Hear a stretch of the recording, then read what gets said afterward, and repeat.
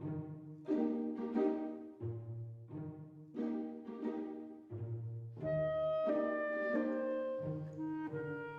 Lady from the Sea by Henrik Ibsen. Translated by Eleanor Marks Aveling.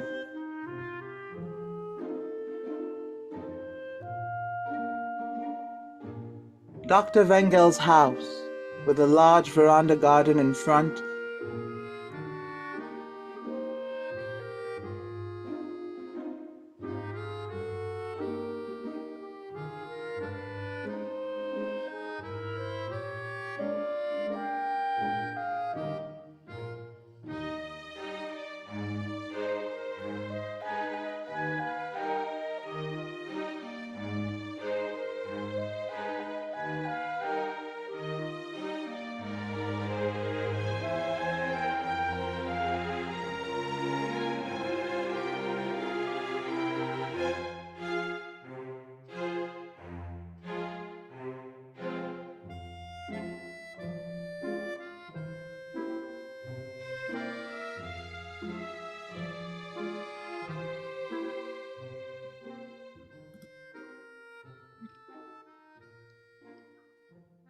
Well, Ballestad, does it work smoothly? Certainly, Miss Bolette. That's easy enough. May I ask, do you expect any visitors today? Yes, we're expecting Mr. Arnholm this morning. He got to town in the night. Arnholm? Wait a minute. Wasn't Arnholm the man who was tutor here several years ago? Yes, it is he. Oh, really? Is he coming into these parts again? That's why we want to have the flag up. Well, that's reasonable enough. Morning. Hello. Good morning. That's it. Up goes the balloon. Good morning, my dear sir. I really don't think I've had the pleasure of... I'm sure you're a painter. Of course I am. Why wouldn't I be? Yes, I can see you are. May I take the liberty of coming in a moment? Would you like to come in and see? I should like it immensely. There's nothing much to see yet, but come in. Come a little closer. Many thanks. It is the fjord between the islands I'm looking at. Oh, so I see. But the figure is still wanting. There's not a model to be got in this town. Is there to be a figure too? Yes, here by the rocks in the foreground, a mermaid is to lie half dead. Why is she to be half dead? She has wandered hither from the sea and can't find her way out again. And so, you see, she lies there dying in the brackish water. I see. The mistress of this house put it into my head to do something of the kind. What shall you call the picture when it's finished? I think I'll calling it The Mermaid's End. That's capital. You're sure to make something fine of it. In the profession too, perhaps? Do you mean a painter? Yes. No, I'm not that, but I'm going to be a sculptor. My name is Hans Lyngstrand. So you're going to be a sculptor, yes, yes. The art of sculpture is a nice, pretty art in its way. I fancy I've seen you in the street once or twice. Have you been staying here long? No, I've only been here a fortnight, but I shall try to stop till the end of the summer.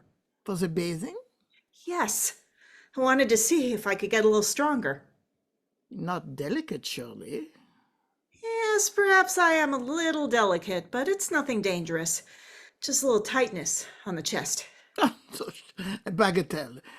You should consult a good doctor. Yes, I thought of speaking to Dr. Wangel one of these times. You should. There's another steamer crowded with passengers. It's really marvelous how traveling has increased here of late years. Yes, there's a good deal of traffic here, I think. And lots of summer visitors come here too. I often hear our good town will lose its individuality with all these foreign goings on. Were you born in the town? No, but I have acclimatized myself. I feel united to the place by the bonds of time and habit. Then you've lived here a long time. Well, about 17 or 18 years. I came here with Skive's dramatic company, but then we got into difficulties, so the company broke up and dispersed in all directions. But you yourself remained here? I remained, and I've done very well. I was then working chiefly as a decorative artist, don't you know? Hilda, see if you can find the embroidered footstool for father. Good morning, Miss Wangel. What? Is it you, Mr. Lyngstrand? Good morning. Excuse me, one moment. I'm only going... Do you know the family? Not well. I've only met the young ladies now and again in company. And I had a chat with Mrs. Wangel the last time we had music up at the View. She said I might come and see them. Now, do you know you ought to cultivate their acquaintance? Yes, I've been thinking of paying a visit, just sort of a call. If only I could find some excuse. Excuse nonsense. Damn it. The steamer is by the pier already. I must get off to the hotel. Perhaps some of the new artists may want me, for I'm a hairdresser too, don't you know? You are certainly very many-sided, sir. In small towns, one has to try to acclimatize oneself in various branches. If you should require anything in the hairline, a little pomatum or such like, you've only to ask for dancing master Ballestad, Dancing master? president of the Wind Band Society, by your leave. We've a concert on this evening at the View. Goodbye. Goodbye. Bolette said that you had ventured in today. Yes, I took the liberty of coming in for a moment. Have you been out for a morning walk? Oh no, nothing came of the walk this morning. Have you been bathing then? Yes, I've been in the water a little while. I saw your mother down there. She's going into her bathing machine. Who was? Your mother? Oh, I see. Didn't you see anything of father's boat out on the fjord? Yes, I thought I saw a sailing boat that was steering inland. I'm sure that was father. He's been to visit patients on the islands. Why, how everything's decorated here with flowers. Yes, doesn't it look nice? It looks lovely. It looks as if it were some festival day in the house. That's exactly what it is. I might have guessed it. I'm sure it's your father's birthday. No, mother's. Oh, your mother's. Really, Hilda? Let me be. I suppose you're going home to breakfast now? Yes, I suppose I must go and get something to eat. I'm sure you'll find the living very good at the hotel.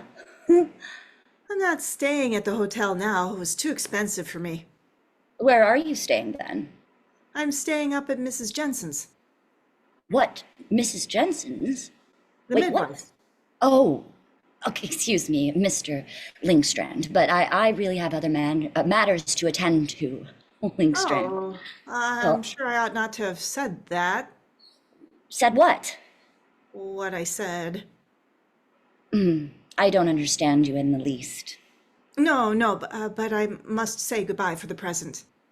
Goodbye, goodbye, Mr. Lyngstrand. You must excuse us now, but another day, when you've plenty of time and inclination, you really must come in and see father and the rest of us. Yes, thanks very much.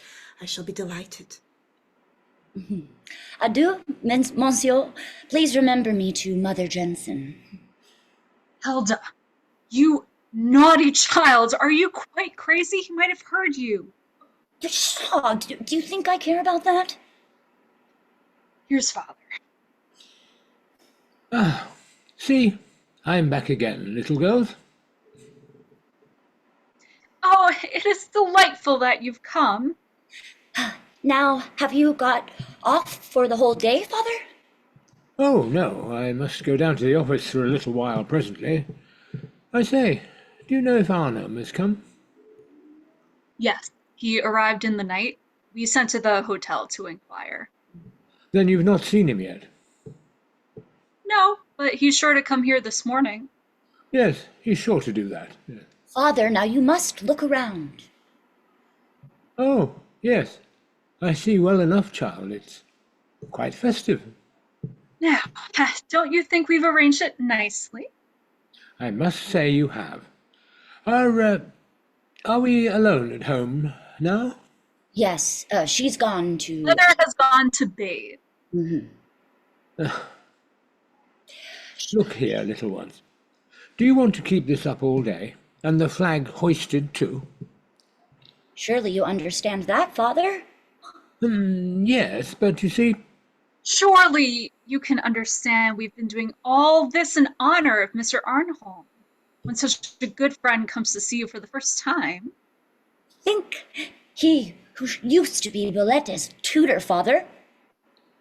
You're a pair of sly minxes. Well, good heavens, after all, it's but natural we should remember her who is no more with us. Here, Hilde, give her this bag. Take that down to the office. No, children, I don't like this. The way, I mean, this habit of every year, well, what can one say? I suppose it can't be managed any other way. Oh, look! Look at that gentleman coming up here. I'm sure it's your tutor. He? That is good. Do you think that middle-aged fellow is Arnholm? Wait a moment, child. Why, by Jove, I do believe it is he. Yes, it certainly is. Yes. I almost think...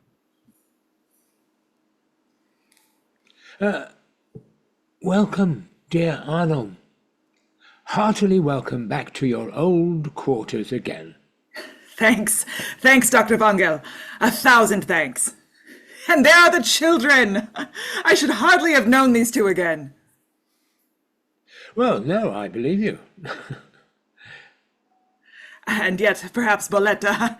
Yes, I should have known Bolette again. Hardly, I think.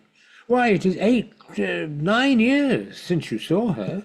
Ah, yes, many a thing has changed here meanwhile. I really don't see it, except that the trees have grown remarkably, and you've set that up. You've set up that arbor. Oh no, outwardly. And then, of course, you've 2 grown-up daughters here now. Grown up? Well, there's only one grown up. Just listen to Father. But now let's sit down up there on the veranda. It's cooler than here, won't you? Thanks. Thanks, dear doctor. That's right. Now, make yourself comfortable and rest, for you seem rather tired after your journey. Oh, that's nothing. Here amid these surroundings. Hadn't we better have some soda and syrup in the sitting room? It's sure to be too hot out here soon. Yes, girls, let's have some soda and syrup, and perhaps a drop of cognac, too. Cognac, too. Just a little, in case anyone should like some. All right. Hilda, go down to the office with the bag.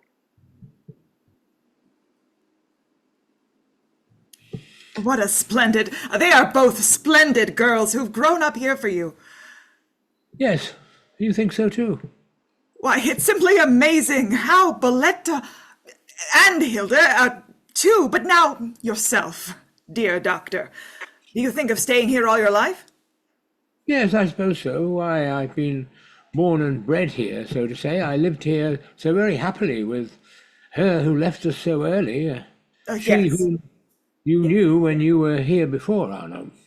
Yes, yes. And now I live here so happily with her who has taken her place. Ah, On the whole, fate has been very good to me. You have no children by your second marriage. We had a little boy, two and a half years ago, but he didn't stay long.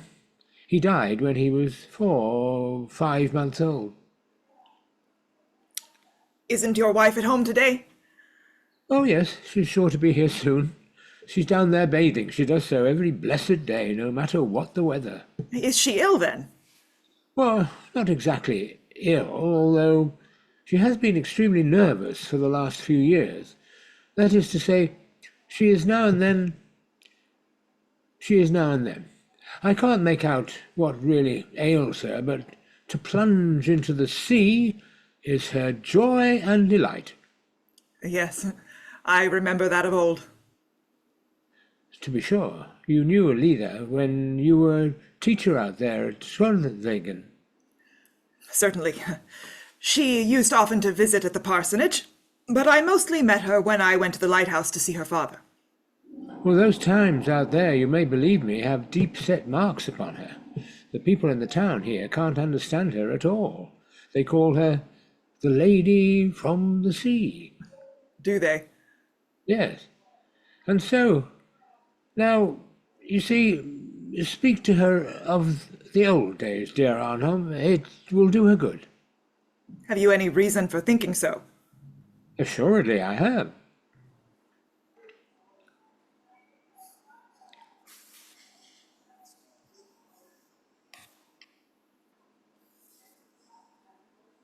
I think that's Ellida now.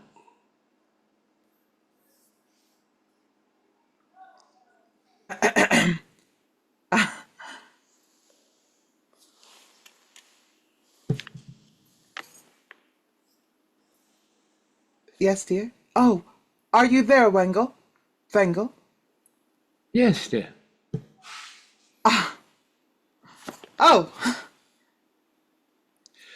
So, now we have our mermaid. Thank God that I see you again. When did you come?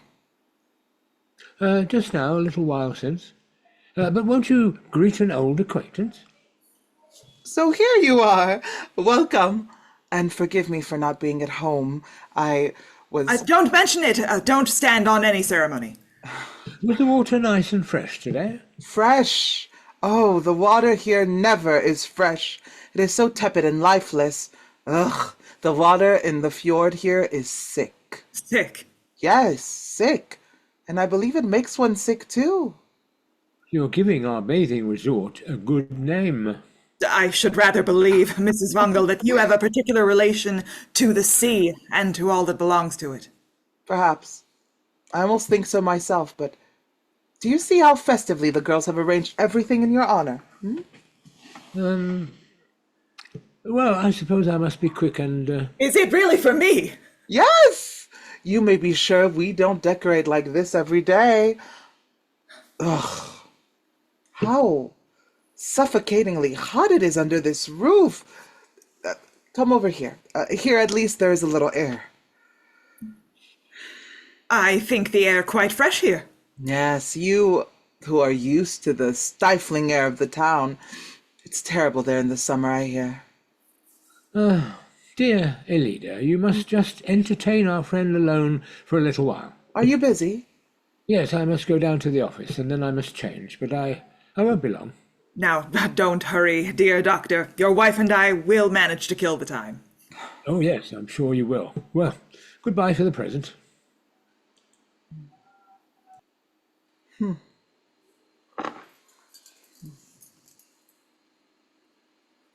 Don't you think it's pleasant sitting out here? I think I have a pleasant seat now.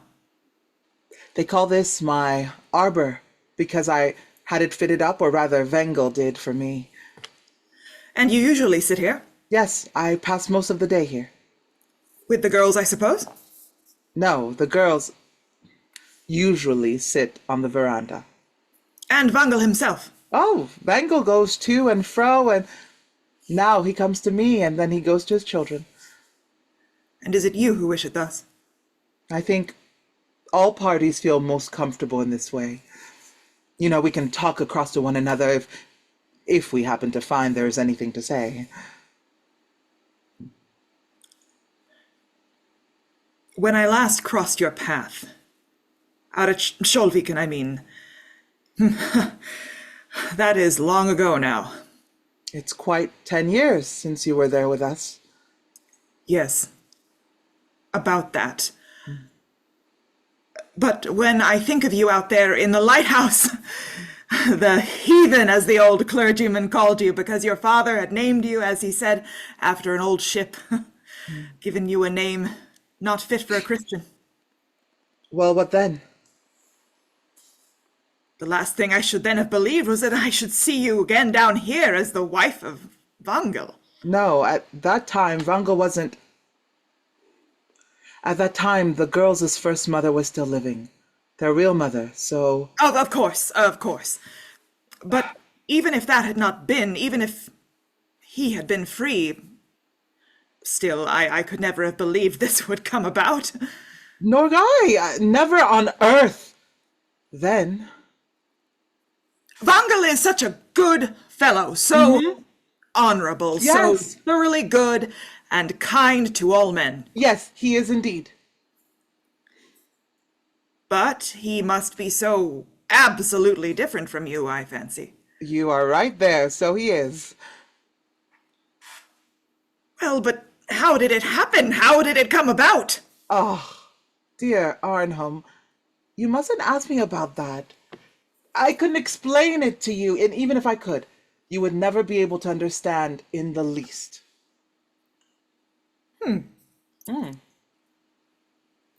Have you ever confided anything about me to your husband? Of course, I meant about the useless step I allowed myself to be moved to. No, you may be sure of that. I've not said a word to him about what you speak of. I am glad. I felt rather awkward at the thought that... There was no need. I have only told him what is true. That I liked you very much. And that you were the truest and best friend I had out there. Thanks for that.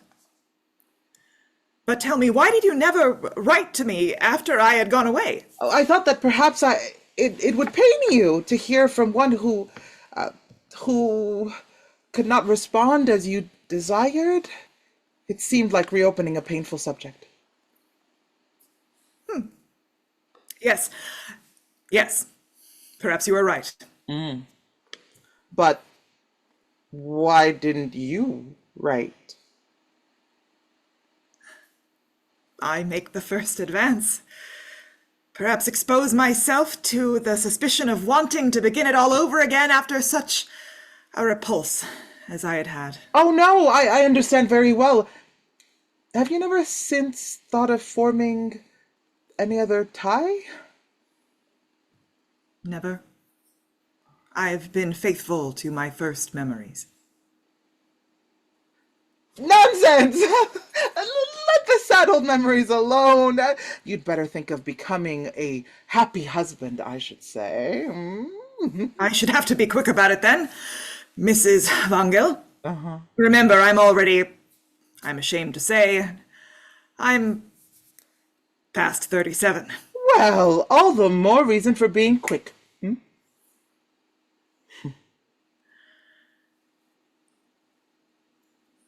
But listen, dear Arnholm, now I'm going to tell you something that I could not have told you then to save your life, or to save my life. What is it? When you took the useless step you were just speaking of, I could not answer you otherwise than I did. I know that you had nothing but friendship to give me. I know that well enough. But you did not know that all my mind and soul were then given elsewhere. At that time? Yes. But it is impossible. You are mistaken. About the time, I hardly think you knew Wangel then. It is not Wangel of whom I speak. Not Wangel? No. But at the time, out there at Skjoldviken, I can't remember a single person whom I can imagine the possibility of your caring for. No, I quite believe that, for it was all such a bewildering madness, all of it. But tell me more of this. Oh, it's enough if you know I was bound then, and you know it now. And if you had not been bound? Well, would you answer to my letter? Would your answer have been different? how can I tell? When Wangel came, the answer was different. What is your object, then, in telling me that you were bound? Because I must have someone in whom to confide. No, sit still! Then your husband knows nothing about this? I confessed to him from the first that my thoughts had once been elsewhere. He never asked to know more, and we have never touched upon it since. Besides, at bottom it was simply madness, and then it was over directly, that is to a certain extent. Only to a certain extent. Not quite. Yes, it is! Oh, good heavens! Dear Arnholm, it is not what you think. It is something so absolutely incomprehensible. I don't know how I could tell it to you. You would only think that I was ill or quite mad. My dearest lady. Now you really must tell me all about it. Well, then I'll try to. How will you, as a sensible man, explain to yourself that... Wait a moment, here's a visitor. Ah, have you come to see the girls, Mr. Lyngstrand? Madam, are you there? No, it's not that. It's not the young ladies. It's you yourself, Mrs. Wangel. You know you gave me permission to come and see you. Of course I did. You are always welcome here. Thanks. And as it falls out so luckily that it's festival here today. Oh! Do you know about that? Rather. And I should like to take the liberty of presenting this to Mrs. Wangel. Oh, but not my dear Mr. Lyngstrand. Aren't you to give these lovely flowers to Mr. Arnholm himself? For you know it's really he, Lyngstrand. Excuse me, but I don't know this gentleman. I've only come about the birthday, Mrs. Wangel. Birthday? You've made a mistake, Mr. Lyngstrand. There's no birthday here today. Oh, I know all about that. But I didn't think it was to be kept so dark. What do you know? That it is Madam's birthday. Mine? Today? Surely not. Lyngstrand, whatever made you think that? It was Miss Hilde who let it out. I just looked in here a little while ago and I asked the young ladies why they were decorating the place like this with flowers and flags. Well? And so Miss Hilde said, why today's Mother's birthday? Mother's? I see. Ha. Well, now that the young man knows about it... Well, now that you know, Mr. Lyngstrand... May I take the liberty of congratulating you? My best thanks. Won't you sit down a moment, Mr. Lyngstrand? This birthday business was to have been kept secret, Mr. Arnholm. So I see. It wasn't for an uninitiated folk? Just so, not for the uninitiated. On my word, I won't tell a living soul about it. Oh, it wasn't meant like that, but how are you getting on? I think you look better than you did. I think I'm getting on famously, and by next year, if I can go south... And you are going south, the girls tell me. Yes, for I've a benefactor and friend at Bergen who looks after me and has promised to help me next year. How did you get such a friend? Well, it all happened so very luckily. I once went to sea in one of his ships. Oh, did you? So you wanted to go to sea? Oh, not at all. But when Mother died, Father wouldn't have me knocking about at home any longer, and so he sent me to sea.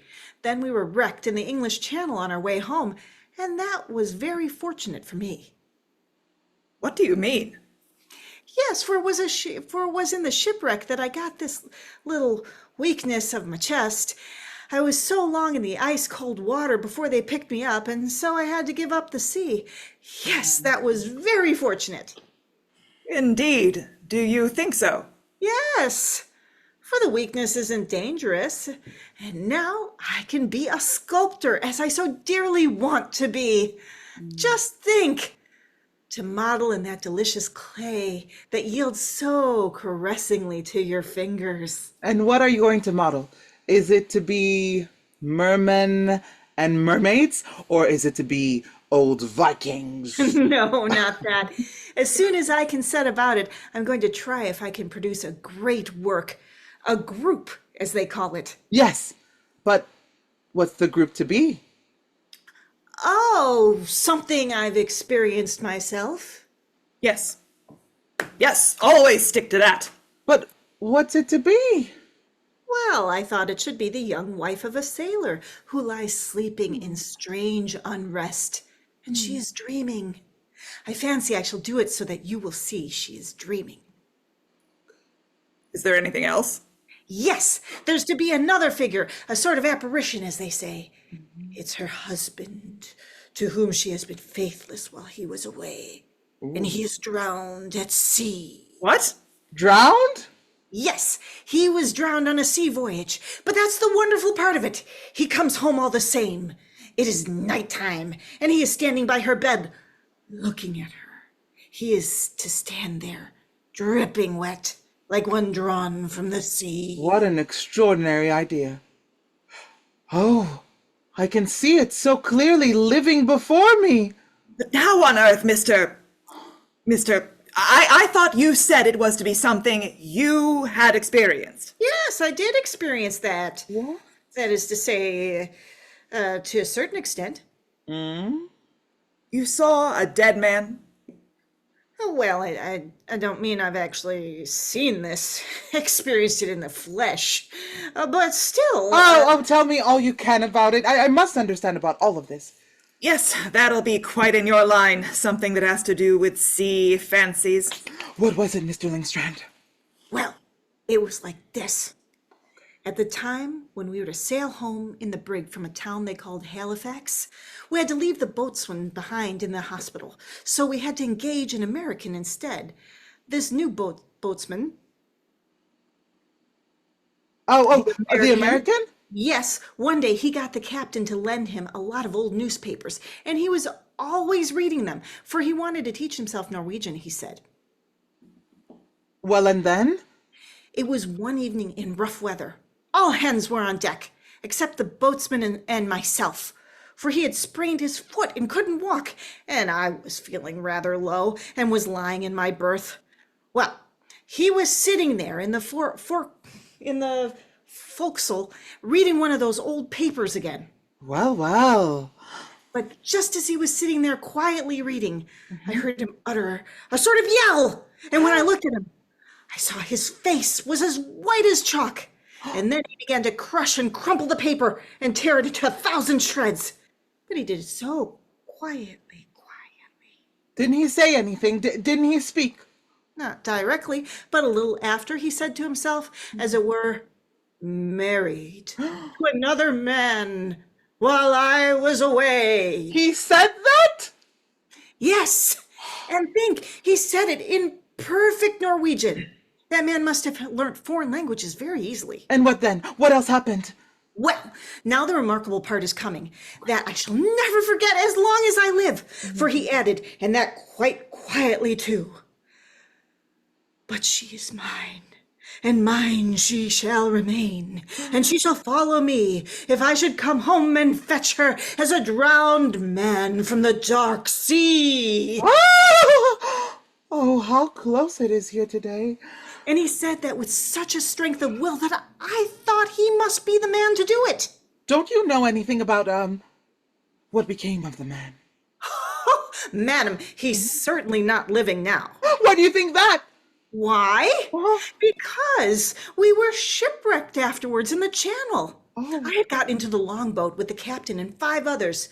The mate got into the stern boat, and the American was in that too, and another man.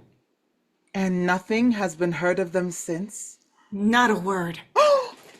The friend who looks after me said so quite recently in a letter. But it's just because of this I was so anxious to make it into a work of art.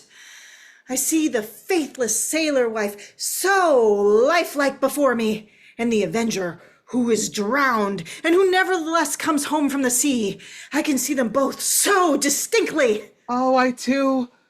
Come in. Let us go in. Or rather, go down to Wangel. I think it is so suffocatingly hot.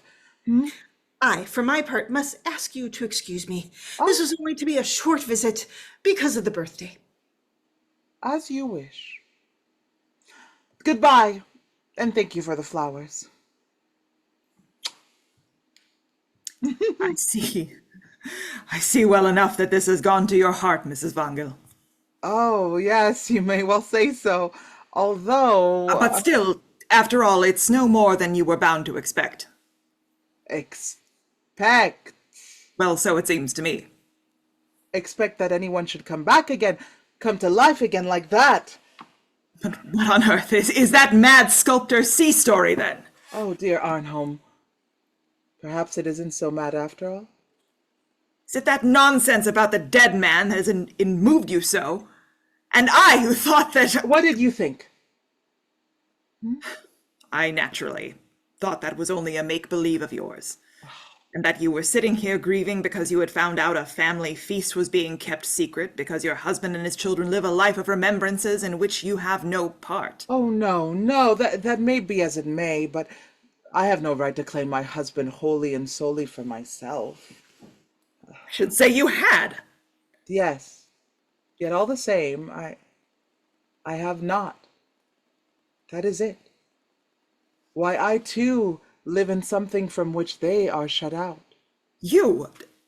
Do you mean you do not really love your husband? Oh, yes! Yes, I have learned to love him with all my heart. And that's why it is so terrible, so inexplicable, so absolutely inconceivable. Now, you must and shall confide all your troubles to me, will you, Mrs. Wangel? I cannot, dear friend. Not now, in any case. Later, perhaps.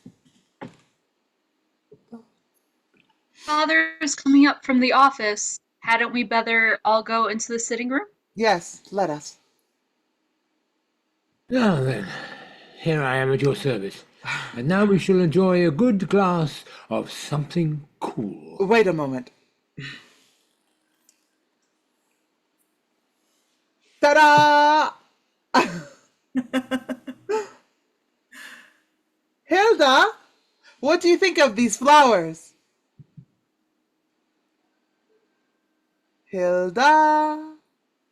Well, what I will ask, where did you get them? From the sculptor, Lyngstrand, my dear Hilda. Or my dear Bolette, sorry.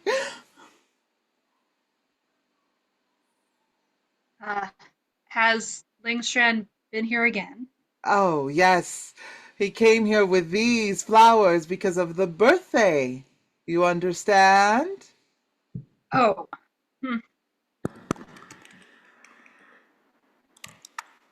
Well, Yes, well, you see, I must tell you, my dear, good, beloved... oh, come, Elise. girls. Let us go and put my flowers in the water together with the others. oh, after all, she is good at heart. Fiddlesticks. Only done to take in father. Thanks. My heartfelt thanks for that, dear Ellida. Nonsense. Should not I too be in it and take part in Mother's birthday?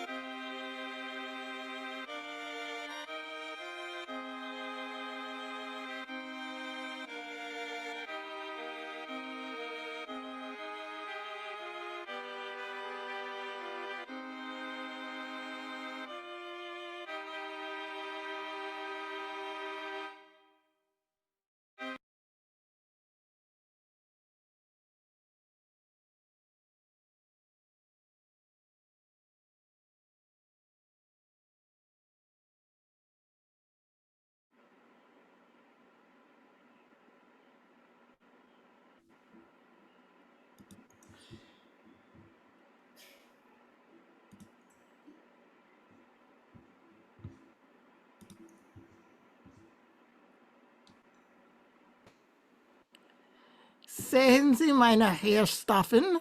Dort, out there, liegt eine andere Mountain, that wollen wir besteigen, and so herunter.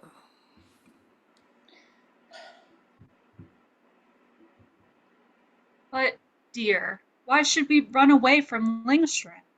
Because I can't bear going uphill so slowly. Look, look at him crawling up. But you know how delicate he is. Do you think it's very dangerous? I certainly do. He went to consult Father this afternoon. I should like to know what Father thinks about him. Father told me it was a thickening of the lungs, or something of the sort. He won't live to be old, Father says. No? Did he say it? Fancy, that's exactly what I thought. For heaven's sake, don't show it. How can you imagine such a thing? Look, here comes Hans crawling up. Don't you think he can see by the look of him that he's called Hans? Now, do behave. You'd better. I must beg the young ladies to excuse me for not getting along as quickly as they did. Oh, have you got a parasol now, too? It's your mother's. She said I was used to it as a stick. I hadn't mine with me. Are they down there still, Father and the others? Yes, your father looked in at the restaurant for a moment, and the others are sitting out there listening to music. But they were coming up here presently, your mother said. I suppose you're thoroughly tired out now, Yes, I almost think I'm a little tired now. I really believe I shall have to sit down a moment.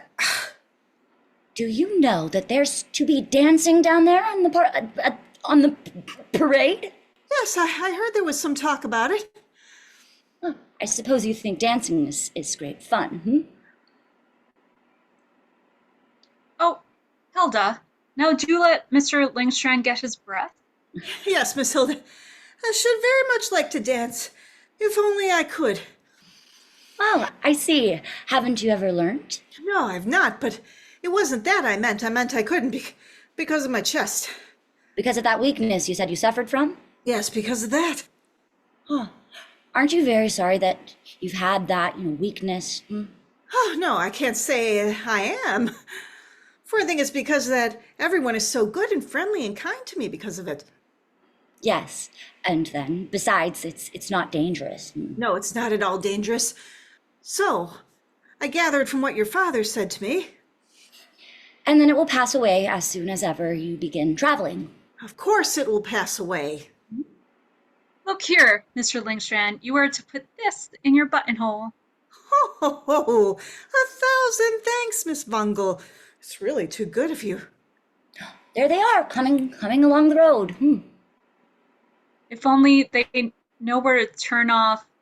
No, now they're going wrong. I'll run down to the turning and call out to them. You'll have to call pretty loud. No, it's not worthwhile. You'll only tire yourself again. Oh, it's easy going downhill. Downhill, yes. Oh, why, he's actually jumping. And he never remembers he'll have to come up again. Poor fellow. Oh, if Lyngstrand were to propose, would you accept him? Are you quite mad? Of course, I mean, if he weren't troubled with that weakness, and if he weren't to die so soon, would you have him then? I think you'd better have him yourself. No, that I wouldn't. Why, he hasn't a farthing. He hasn't even had enough even to keep himself. Then why are you always going on about with him? Oh, I only do that because of the weakness. I've never noticed that you in the least pity him for it. No, I don't. But I think it is so interesting. What is? To look at him and make him tell you it isn't dangerous, and that he's going abroad and is to be an artiste. He really believes it all and is so thoroughly happy about it. And yet, nothing will ever come of it. Nothing whatever. For he won't live long enough. I feel that's so fascinating to think of. Fascinating. Yes, I think it's most fascinating. I take that liberty. Hilda, you really are a dreadful child. That's just what I want to be, out of spite. Ah, at last. I shouldn't think Arnholm liked coming uphill. Hey, by the way, do you know what I noticed about Arnholm at dinner? Well, Just think. His hair's beginning to come off right off the top of his head. nonsense! I'm sure that's not true. It is. And then he has wrinkles around both his eyes. Good gracious, Bolette. How could you be so much in love with him when he used to read with you? Yes. Can you believe it? I remember I once shed bitter tears because he thought Bolette was an ugly name. Only to think. No, I say, do just look down there. There's the mermaid walking along and chatting with him, not with Father. I wonder if those two aren't making eyes at one another. You ought to be ashamed of yourself. How can you stand there and say such a thing of her, now when everything was beginning to be so pleasant between us? Of course, just try and persuade yourself of that, my child. Oh, no, it will never be pleasant between us and her, for she doesn't belong to us at all. And we don't belong to her either. Goodness knows what Father dragged her into the house for. I shouldn't wonder if some fine day she went mad under our very eyes. Ed, how can you think such a thing? Oh, it wouldn't be so extraordinary. Her mother went mad, too. She died mad. I know that. Yes, heaven only knows what you don't poke your nose into. But now, don't go chattering about this. Do be good, for Father's sake. Do you hear, Hilda? Out there it lies. Quite right. It must be in that direction. Out there is the sea. Don't you think it is delightful up here? It's magnificent, I think. Glorious view. I suppose you never used to come up here. No, never. In my time, I think it was hardly accessible. There wasn't any path even. And no grounds. All this has been done during the last 2 years. And there, at the Pilot's Mount, it's even grander than here. Shall we go there, Ellida? Thanks, not I. But you others can. I'll sit here meanwhile. Well, then I'll stay with you. The girls can show Arnholm around. Would you like to go with us, Mr. Arnholm? I should like to, very much. Does a path lead up there too? Oh yes, there's a nice broad path. The path is so broad that two people can walk along it comfortably, arm in arm. Is that really so, little missy? Shall we too see if she is right?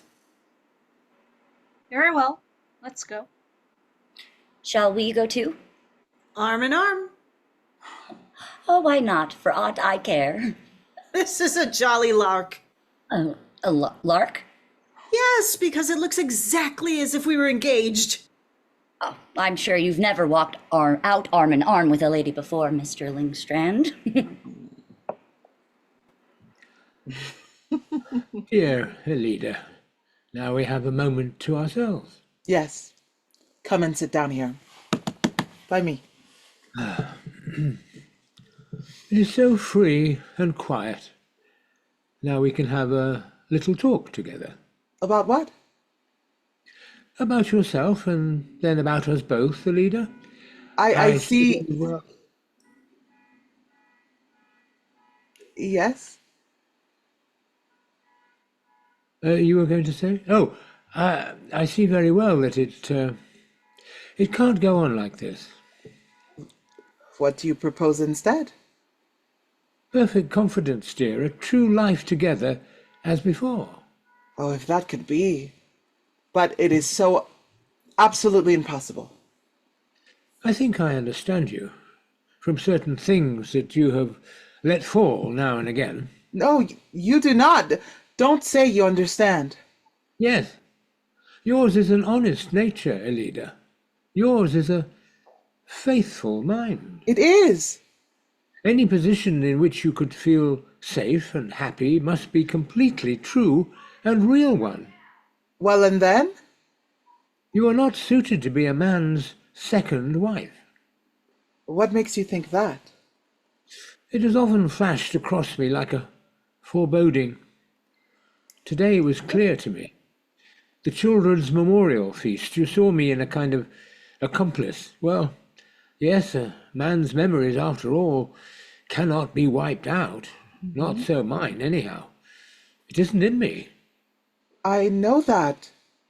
Oh, I know that so well. But you are mistaken all the same. To you it is almost as if the children's mother was still living, as if she was still here, invisible, amongst us. You think my heart is equally divided between you and her? It is this thought that shocks you. You see something immoral in our relation, and that is why you no longer can or will live with me as my wife. Have you seen all that, Wangel? Seen into all this? Yes. Today I have at last seen to the very heart of it, to its utmost depths. To its very heart, you say? Oh, do not think that. I see very well that there is more than this, dear Ellida. You know there is more? Yes. You cannot bear your surroundings here. The mountains crush you and weigh upon your heart. Nothing is open enough for you here. The heavens above you are not spacious enough. The air is not strong and bracing enough. You're right. Night and day, winter and summer, it weighs upon me. This irresistible homesickness for the sea. I know it well, dear Ellida. And it is why the poor sick child shall go home to her own again. What do you mean? Something quite simple. We are going away. Going away? Yes, somewhere by the open sea. A place where you can find a true home, after your own heart. Oh dear, do not think of that. That is quite impossible. You can live happily nowhere on earth but here. That must be as it may. And besides, do you think I can live happily here without you? But I am here, and I will stay here. You have me. Have I, Ellida? Oh, don't speak of all this. Why, here you have all that you love and strive for. All your life's work lies here. That must be as it may, I tell you. We are going away from here, are going somewhere out there. Oh, That is quite settled now, dear Ellida. what do you think we should gain by that? You would regain your health and peace of mind. Hardly. And then you yourself. Think of yourself too. What of you? I would win you back again, my dearest. But you cannot do that. No, you can't do that. Wangel! That is the terrible part of it. Heartbreaking to think of. That remains to be proved. If you are harboring such thoughts, truly there is no other salvation for you than to go hence, and the sooner the better. Now this is irrevocably settled. Do you hear? No! Then in heaven's name I had better tell you everything straight out. Everything just as it is. Yes, do. For you shall not ruin your happiness for my sake, especially as it cannot help us in any way. I have your word now that you will tell me everything just as it I'll is. tell you everything as well as I can, and as far as I understand it. Come here and sit by me. Well, Ellida, so That day when you came out there and asked me if I would be yours, you spoke so frankly and honestly to me about your first marriage. It had been so happy, you said. And so it was. Yes, yes, I'm sure of that, dear.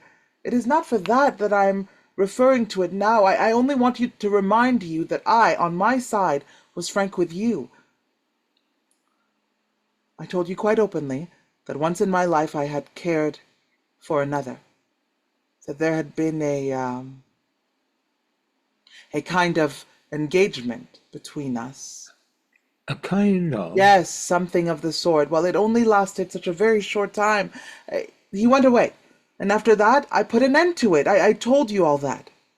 Why rake up all this now? It really didn't concern me, nor have I once asked you who he was. No, you have not. You are always so thoughtful for me. Oh, in this case I could guess the name well enough for myself. The name? Out in Skolvigen, and thereabouts there weren't many to choose from. Or rather, there was only a single one. You believe it was Arnholm? Well, No! not he. Then I don't in the least understand. Can you remember that late in the autumn a large American ship once put into Skolviken for repairs? Yes, I remember it very well. It was on board that ship that the captain was found one morning in his cabin, murdered. I myself went out to make the post-mortem. Yes, it was you. It was the second mate who had murdered him. No one can say that, for it was never proved. Well, there was enough against him anyhow, or why should he have drowned himself as he did? He did not drown himself. He sailed in a ship to the north. How do you know? Well, Wangel, it was the second mate to whom I was betrothed. What? Is it possible? Yes, it is so. It was to him. But how on earth, Ellida? How did you come to betroth yourself to such a man? To an absolute stranger? What is his name? At that time he called himself Freeman. Later, in his letters, he signed himself Alfred Johnston. And where did he come from? From Finnmark, he said. For the rest, he was born in Finland, had come to Norway there as a child with his father, I think. A Finlander, then? Yes, so he called himself. What else do you know about him? Only that he went to sea very young and that he had been on long voyages. Nothing more? No, we never spoke of such things. Of what did you speak, then?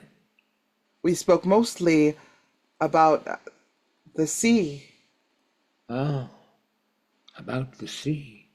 About storms and calms, of dark nights at sea, and of the sea and the glittering sunshiny days we spoke also, but we spoke most of the whales and the dolphins and the seals who lie out there on the rocks in the midday sun. And then we spoke about the gulls and the eagles and all the other seabirds. I think, isn't it wonderful? When we talked of such things, it seemed to me as if both the sea beasts and seabirds were one with him. And with you? Yes! I almost thought I belonged to them all, too. Well, and so it was that you betrothed yourself to him? Yes, he said I must. You must? Mm-hmm. Had you no will of your own, then? Not when he was near. Afterwards, I thought it all so inexplicable. Were you often together? No, not very often. One day, he came out to our place and looked over the lighthouse. After that, I got to know him, and we met now and again. But then that happened about the captain, and so he had to go away. Yes, yes. Tell me more about that. It was just daybreak when I had a note from him. He said in it I was to go out to him at the Brathammer. You know, the headland there between the lighthouse and Skjolviken? I know. I was to go out there at once, he wrote, because he wanted to speak to me. And you went? Yes, I could not do otherwise. Well, then he told me he had stabbed the captain in the night. He said that himself? Actually said so? Yes, but he had only acted rightly and justly, he said. Rightly and justly? Why did he stab him then? He wouldn't speak of that. He said it was not fit for me to hear. And you believed his naked, bare word? Yes! Yes, it never occurred to me to do otherwise.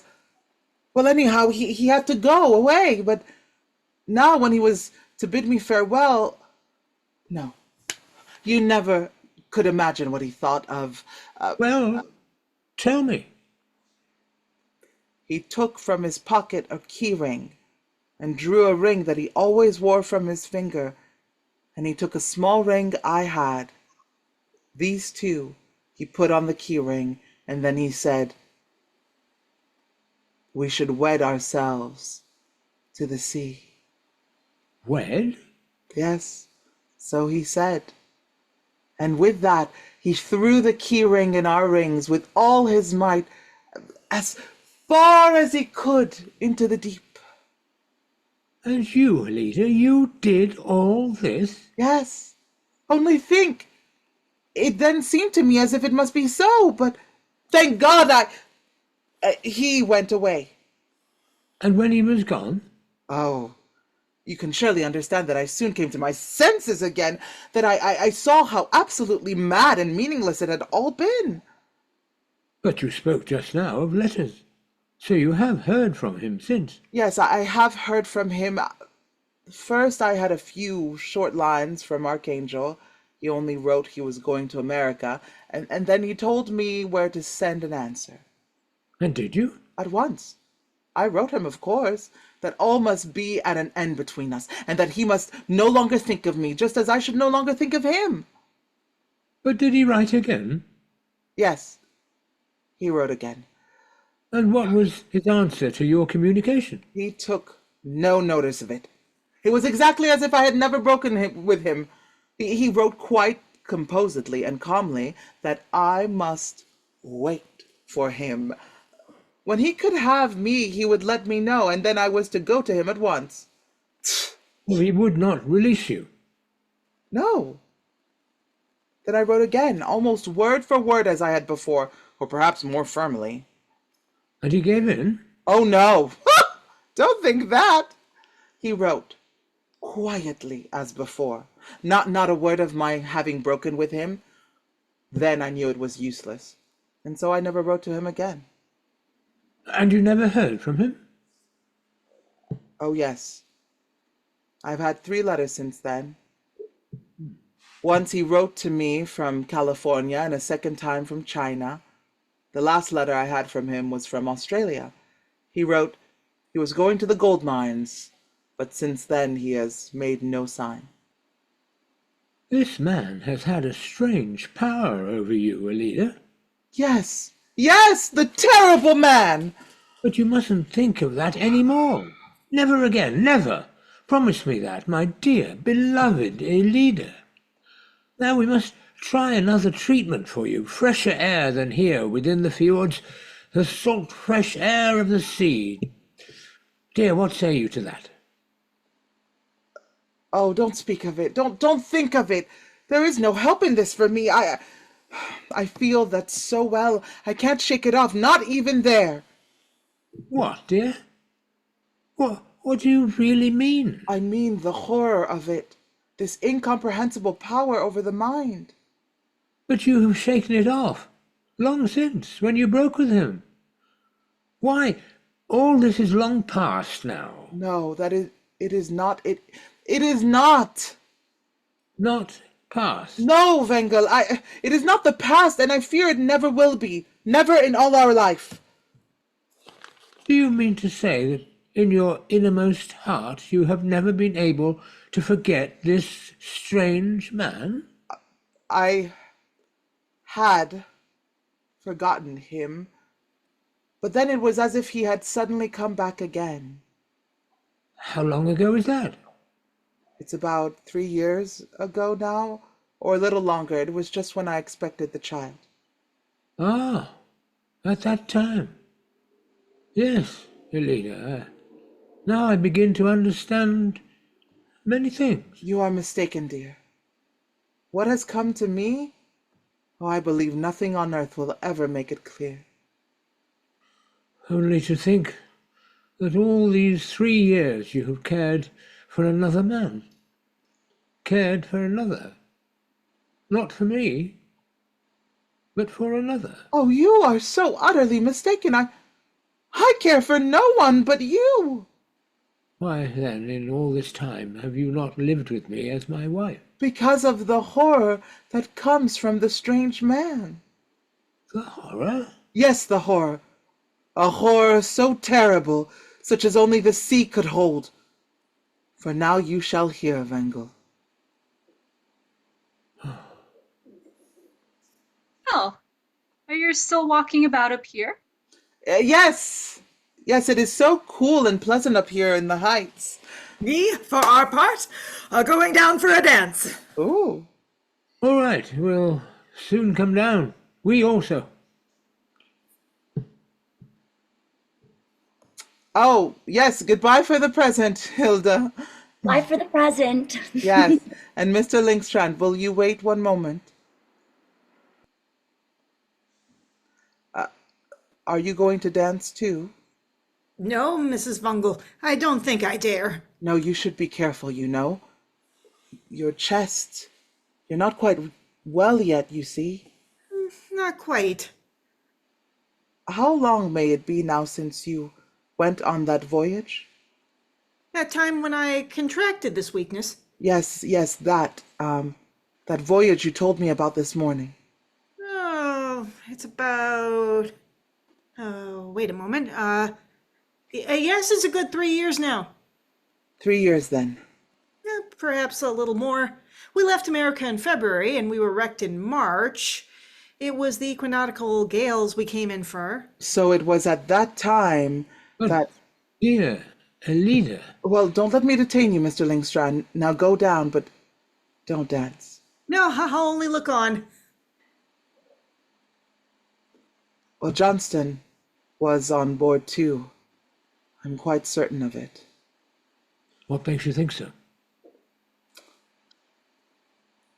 He learnt on board that I had married another while he was away, and so that very hour, this came over me. The horror? Yes. All of a sudden, I see him alive right in front of me, or rather a little in profile. He never looks at me, only he is there, How do you think he looks? exactly as when I saw him last. 10 years ago? Yes, there, at Bradhammeren, most distinctly of all, I see his breastpin with a large bluish-white pearl in it. The pearl is like a dead fish's eye, and it seems to glare at me. Good God, you are more ill than I thought, more ill than you yourself know, Ellida. Yes, help me if you can, for I feel how it is drawing closer and more close. And you have gone about this in a state for 3 whole years, bearing for yourself in this secret suffering without confiding in But me? I could not! Not till it became necessary for your own sake. If I had confided in you, I should also have had to confide to you the unutterable. Unutterable? No. Do not ask.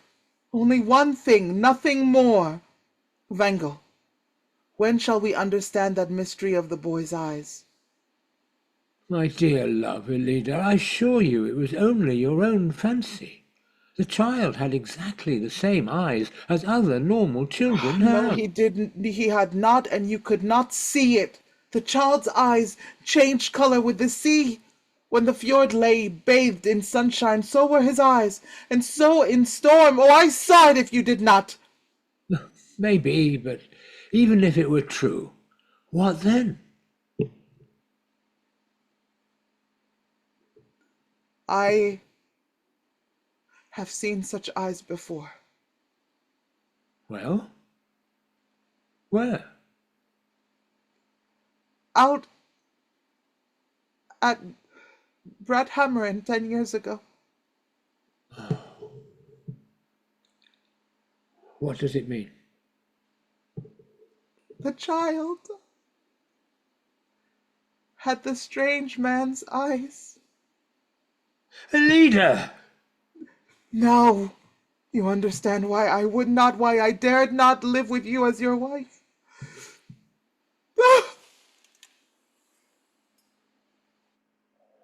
Ellida! Ellida! My poor, unhappy Ellida!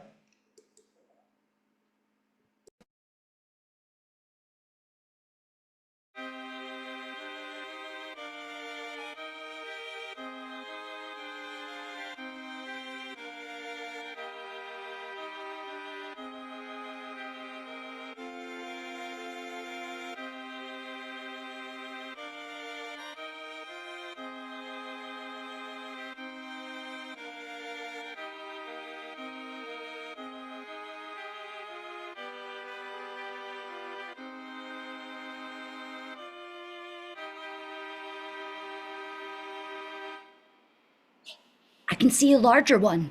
Where? Can't you see? He's down there. Good gracious, there's another. Out there. Oh, now he's coming to frighten him away. Ugh. Who's coming? Your tutor, miss. Right? Yes. Goodness knows he never was mine. Are there fish in the pond now? There are some very ancient carp. No. Are the old carp still alive?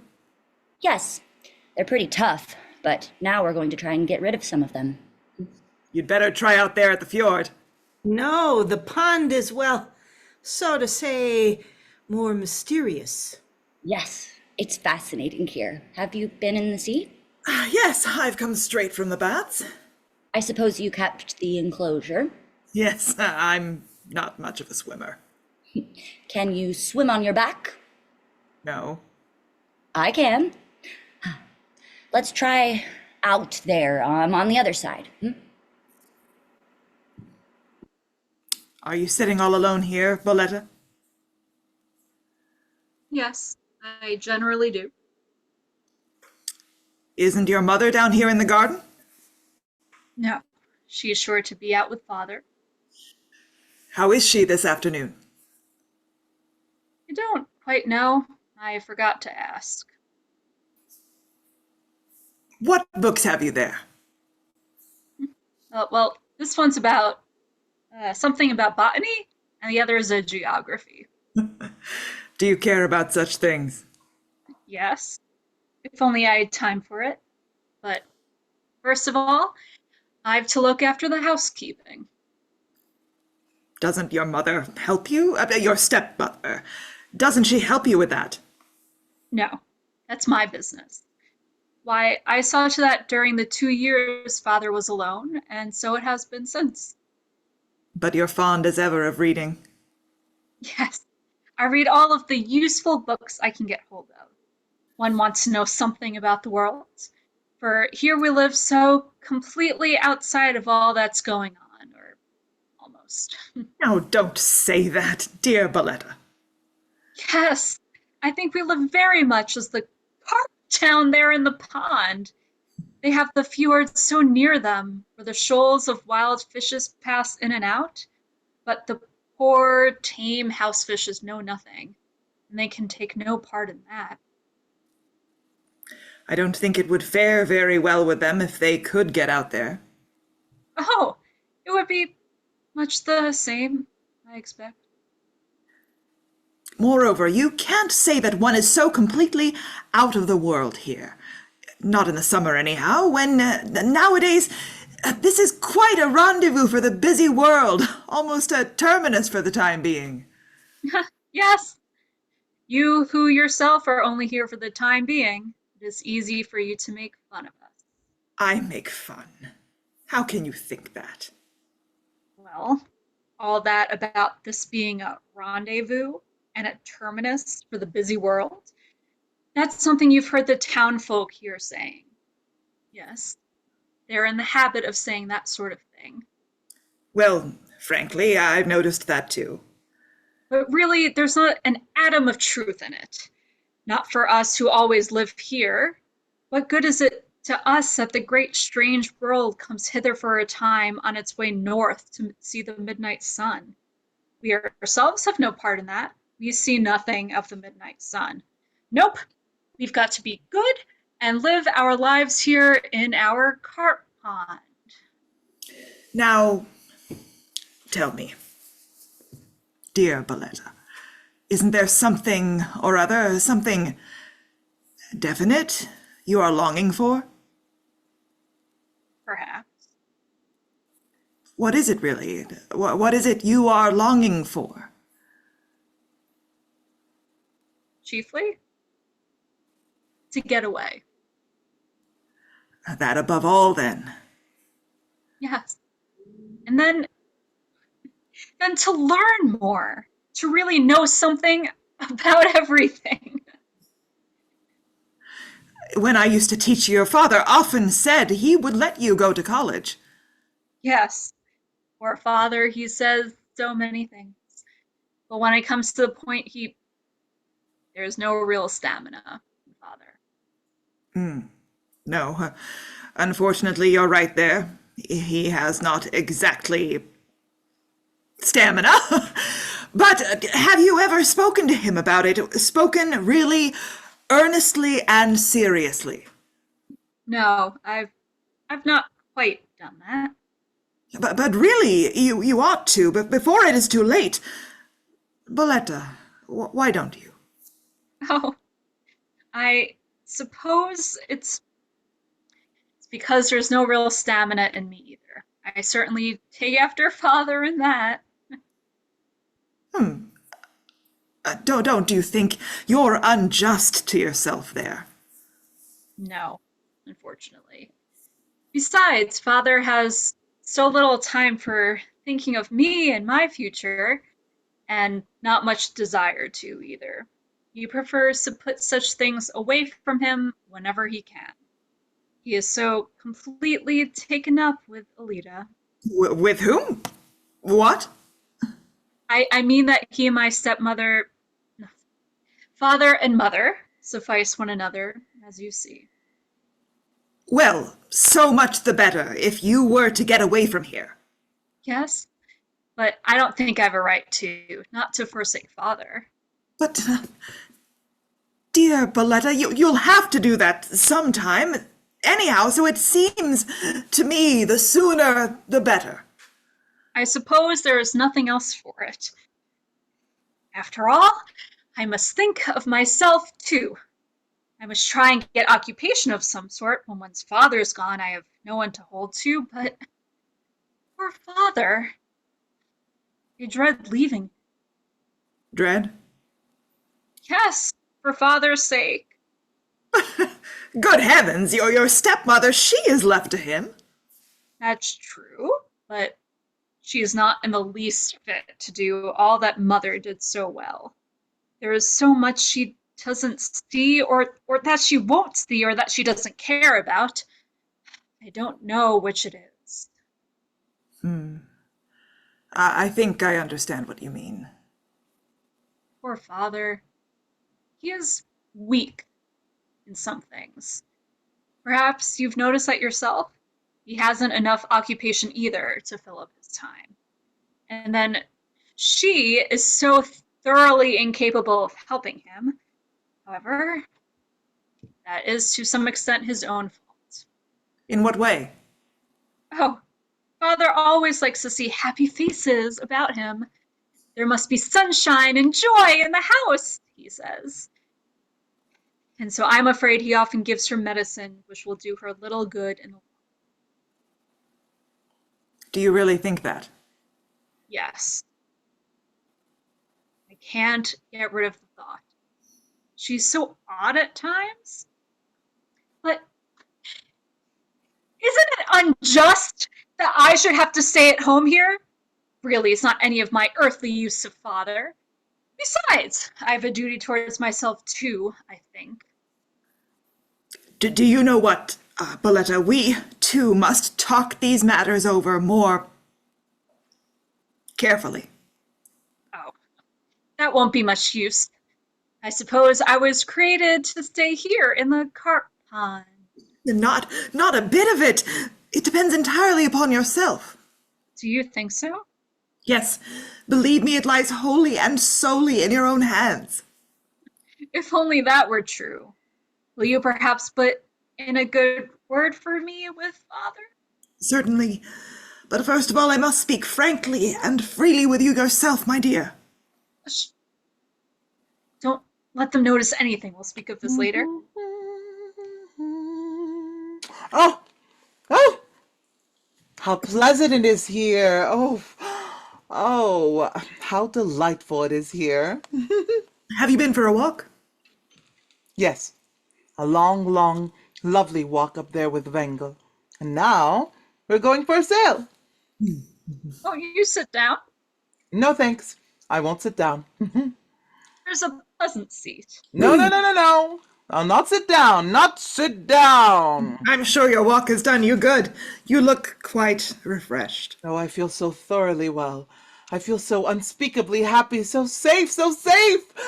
What great steamer is that coming along there?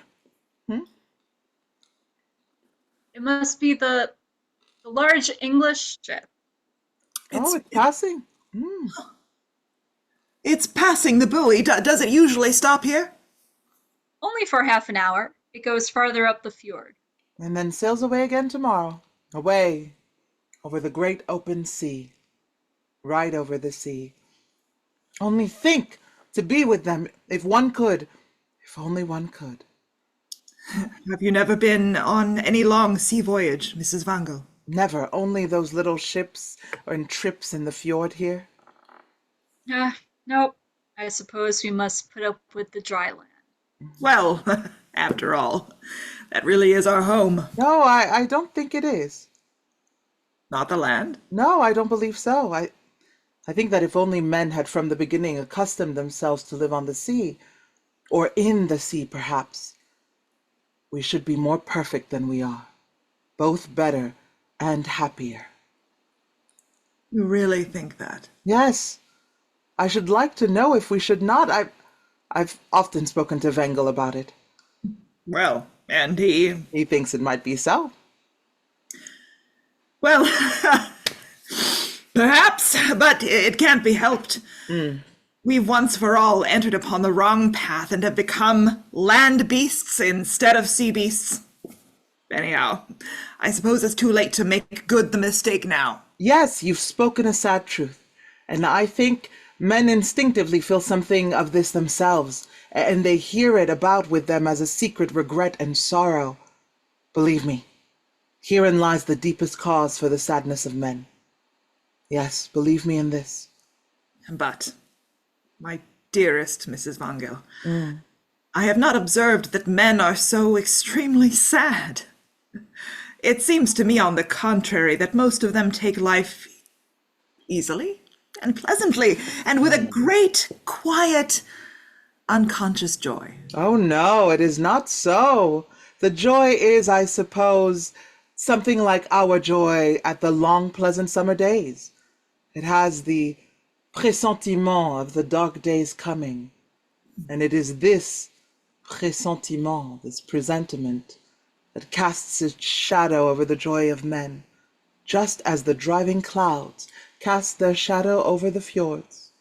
It lies there, so bright and blue, and of a sudden... You shouldn't give way to such sad thoughts.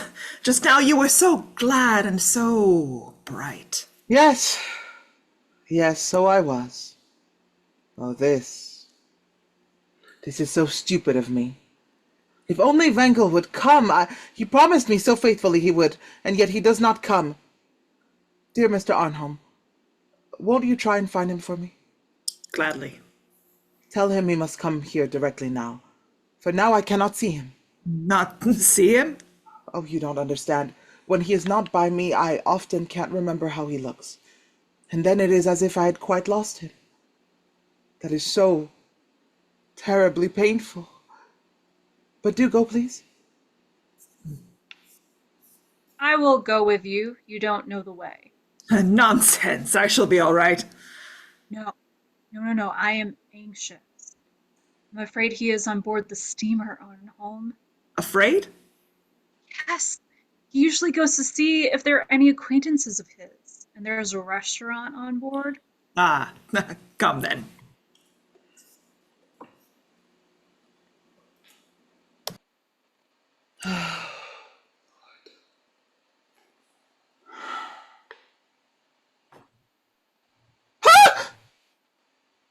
Good evening, Lida. Oh dear. Have you come at last? Yes, at last. Who are you? Do you seek anyone here? You surely know that well enough, Ellida. What is this? How do you address me? Whom are you looking for? Well, I suppose I'm looking for you. Oh, the eyes! The eyes! Are you beginning to recognize me at last? I knew you once, Ellida. The eyes. Don't look at me like that. I shall cry for help. Shh, shh, shh. Do not fear. I shan't hurt you. Do not look at me like that, I say! I came with the English steamer. What do you want with me? I promise you to come as soon as I could.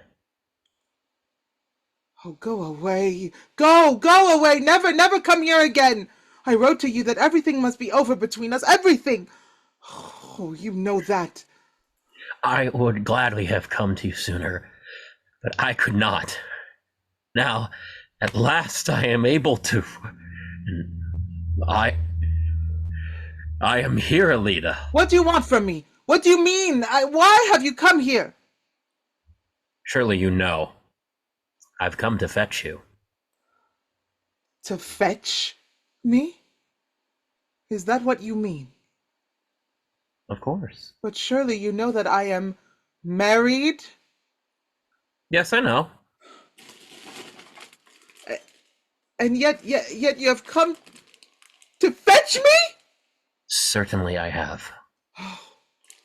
Oh, this misery, this horror, this horror. Perhaps you don't want to come? Don't look at me like that! I was asking you if you didn't want to come. No! No! Never in all eternity. I will not, I tell you. I'd rather. I neither can nor will.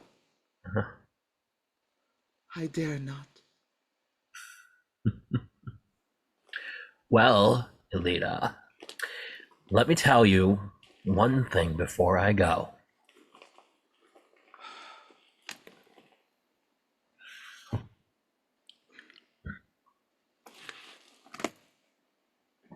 Don't touch me! Don't come near me. No nearer. Don't touch me, I say. You need not be so afraid of me, Ellida. Oh, don't look at me like that! Do not be afraid. Not afraid. Ah! Well, you've had to wait for me a long while. Oh, Wangel, save me! You save me if you can! Ellida, what in heaven's name? Save me, Wangel. Don't you see him there? Well, he is standing there! That man? May I ask you who you are and what you've come into this garden for? Oh. I want to talk to her. Oh, indeed. So, I suppose it was you. I hear a stranger has been to the house and asked for you. Yes, it was I. And what do you want with my wife? Do you know him, Ellida? Do I know him? Yes. Excuse me. Yes, Well? yes. Why, it is he, Wangel, he himself, he who you know. What? What is it you say? Are you the Johnson who once... You may call me Johnston for aught I care. However, that's not my name. It is not? It's not? It is no longer. No. And what may you want with my wife? For I suppose you know the lighthouse keeper's daughter has been married this long time, and whom she married you, of course, also know. I've known it over 3 years. How did you come to know it? I was on my way home to you, Ellida. I came across an old newspaper. It was a paper from these parts, and it was in there that was about the marriage. The marriage. So it was that. It seemed so wonderful to me.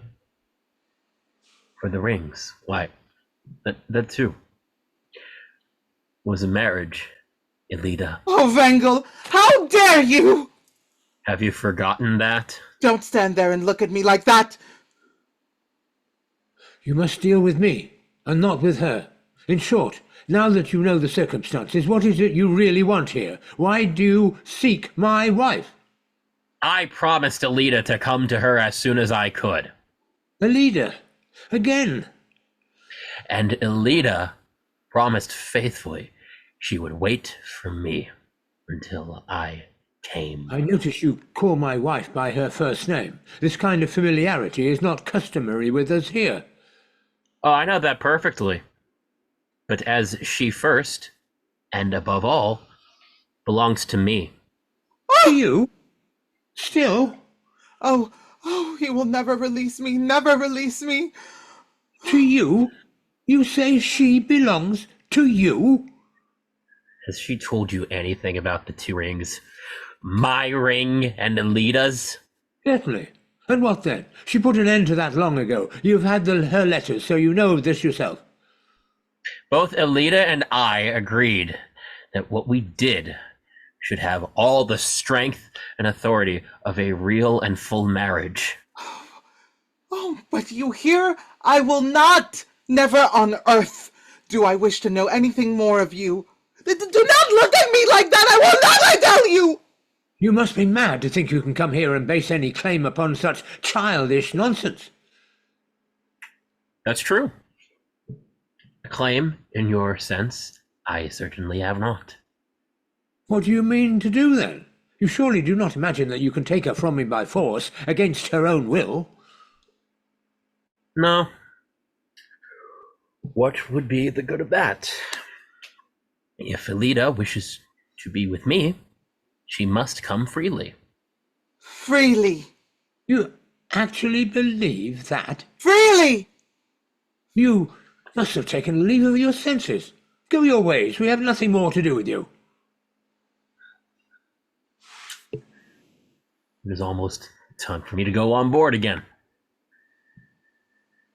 Yes, Ellida. Now have I done my duty. I have kept the word I gave you.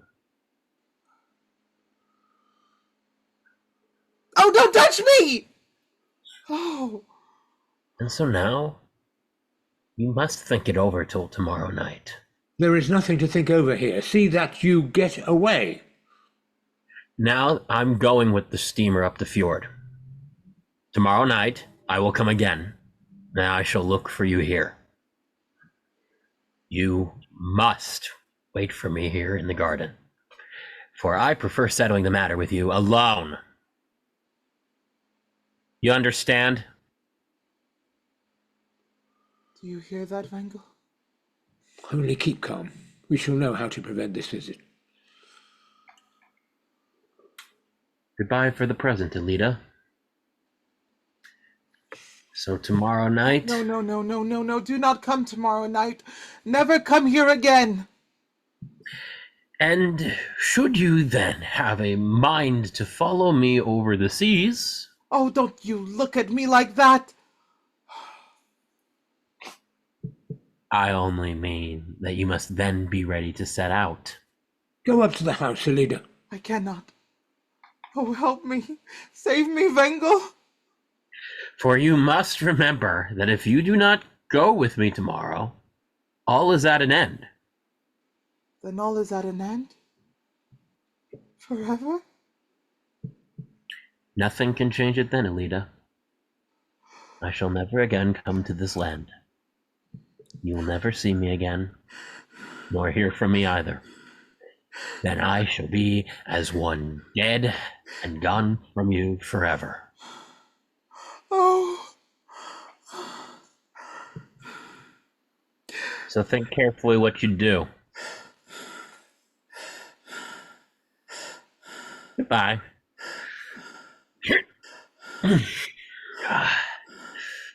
Yes, Ellida. Be ready for the journey tomorrow night, for then I shall come and fetch you. Freely, he said. Think.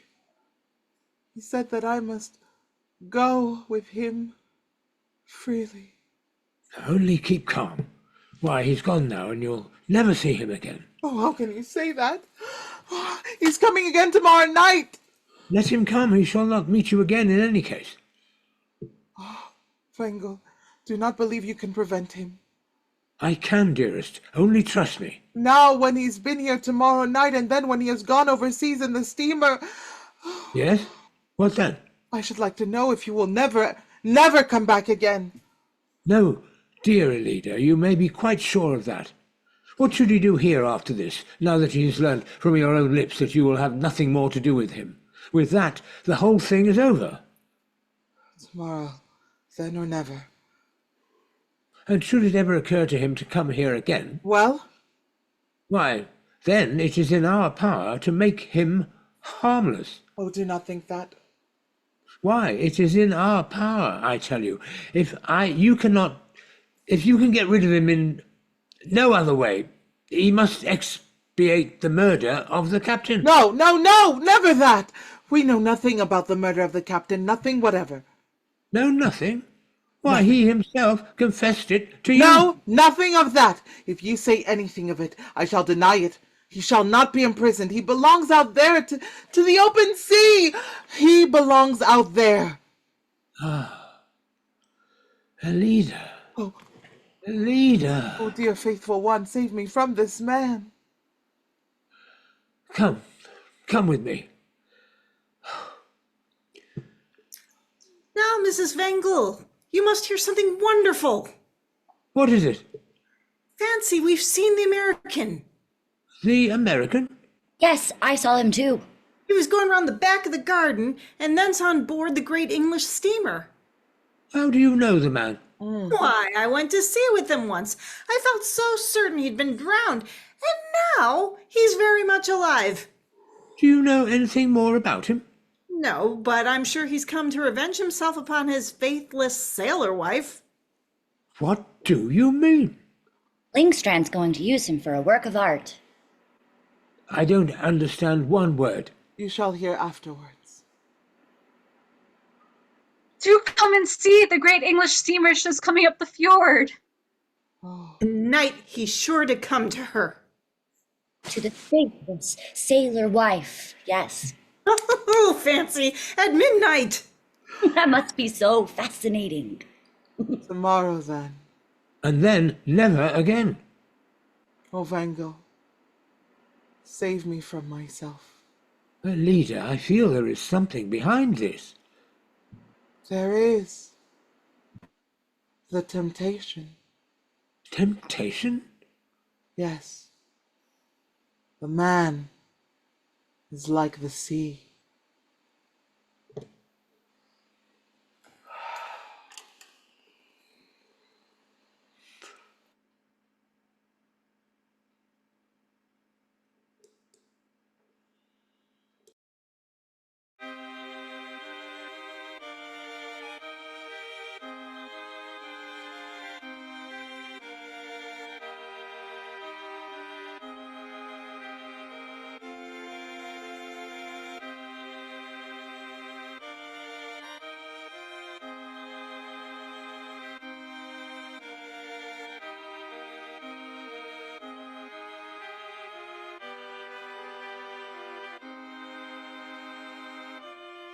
It must be awfully difficult to do a border like that, Miss Wangel. No, it's not very difficult. If only you take care to count right. To count? Must you count too? Yes, the stitches. See? So you do. Just fancy. Why, it's almost a kind of art. Can you design too? Oh, yes. When I have a copy. Not unless.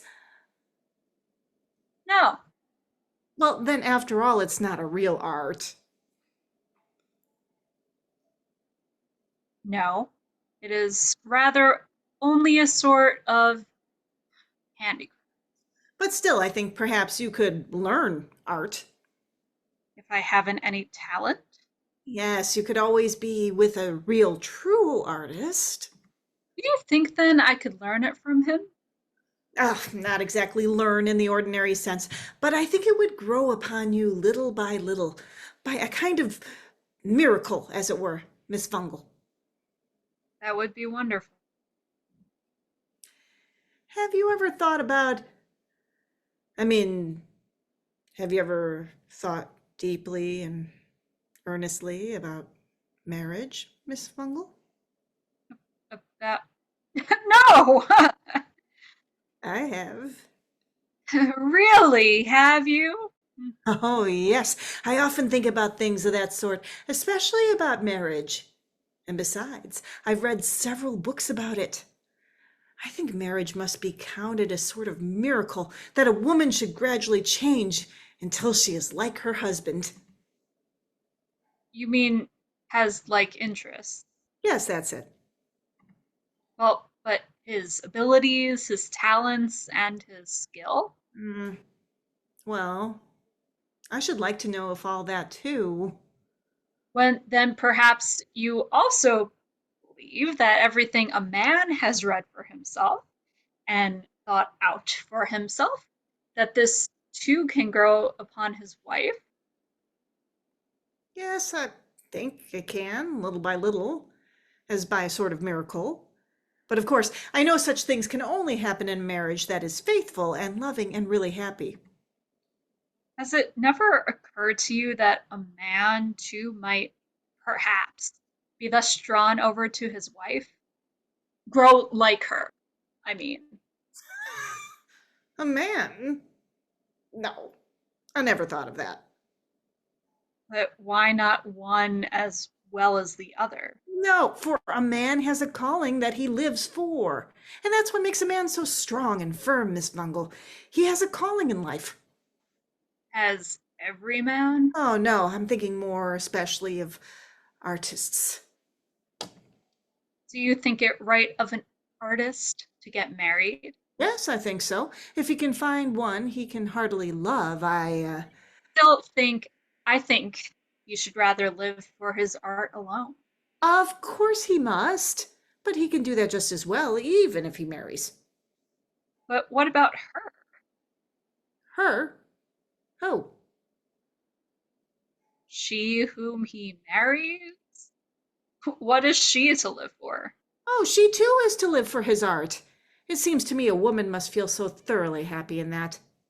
Uh, I don't exactly know that. Yes, Miss Wangel, you may be sure of that. It's not merely all the honor and respect she enjoys through him, for that seems almost the least important to me. But it is this, that she can help him to create, that she can lighten his work for him, be about him and see to his comfort, and tend him well, and make his life thoroughly pleasant. I should think that must be perfectly delightful to a woman. You don't yourself know how selfish you are. I? Selfish? Good heavens! If you only knew me a little better than you do. Miss Wangel, when once I am gone, and that will be very soon now, Don't think of anything so sad. but really I don't think it's so very sad. What do you mean? Well, you know that I set out in a month.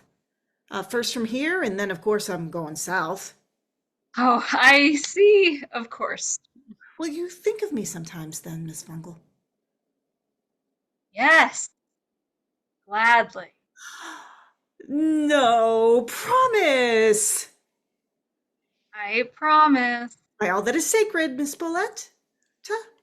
By all that is sacred. But what can come of it all? Nothing on earth can come. How can you say that?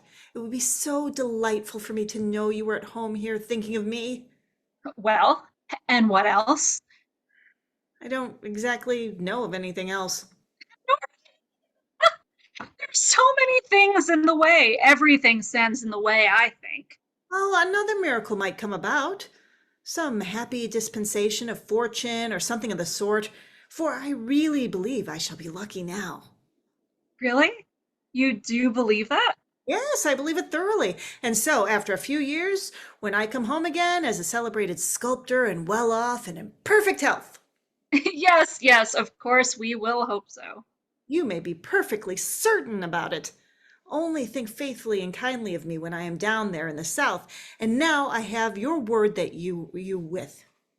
You have, but all the same, nothing will surely come of it. Oh, yes, Miss Bolette. At least this will come of it. I shall get on so much more easily and quickly with my artwork. Do you believe that too? I have an inner conviction of it, and I fancy it will be so cheering for you too. Here in this out-of-the-way place to know within yourself that you are, so to say, helping me to create. Well, but you on your side? I? Hush! Let us speak of something else. Here's Mr. Arnholm. Are you fond of your old teacher, Miss Bolette? Fond of him? Yes, I mean, do you care for him? Yes. Indeed I do, for he is a true friend and advisor too, and then he is always so ready to help when he can. Isn't it extraordinary that he hasn't married? Do you think it is extraordinary? Yes, for you to say he's well-to-do. He is certainly said to be so, but probably it wasn't so easy to find anyone who have it. Why? Oh, he's been the teacher of nearly all the young girls that he knows. He says that himself. But what does that matter? My good heavens! One doesn't marry a man who's been your teacher. Don't you think a young girl might love her teacher?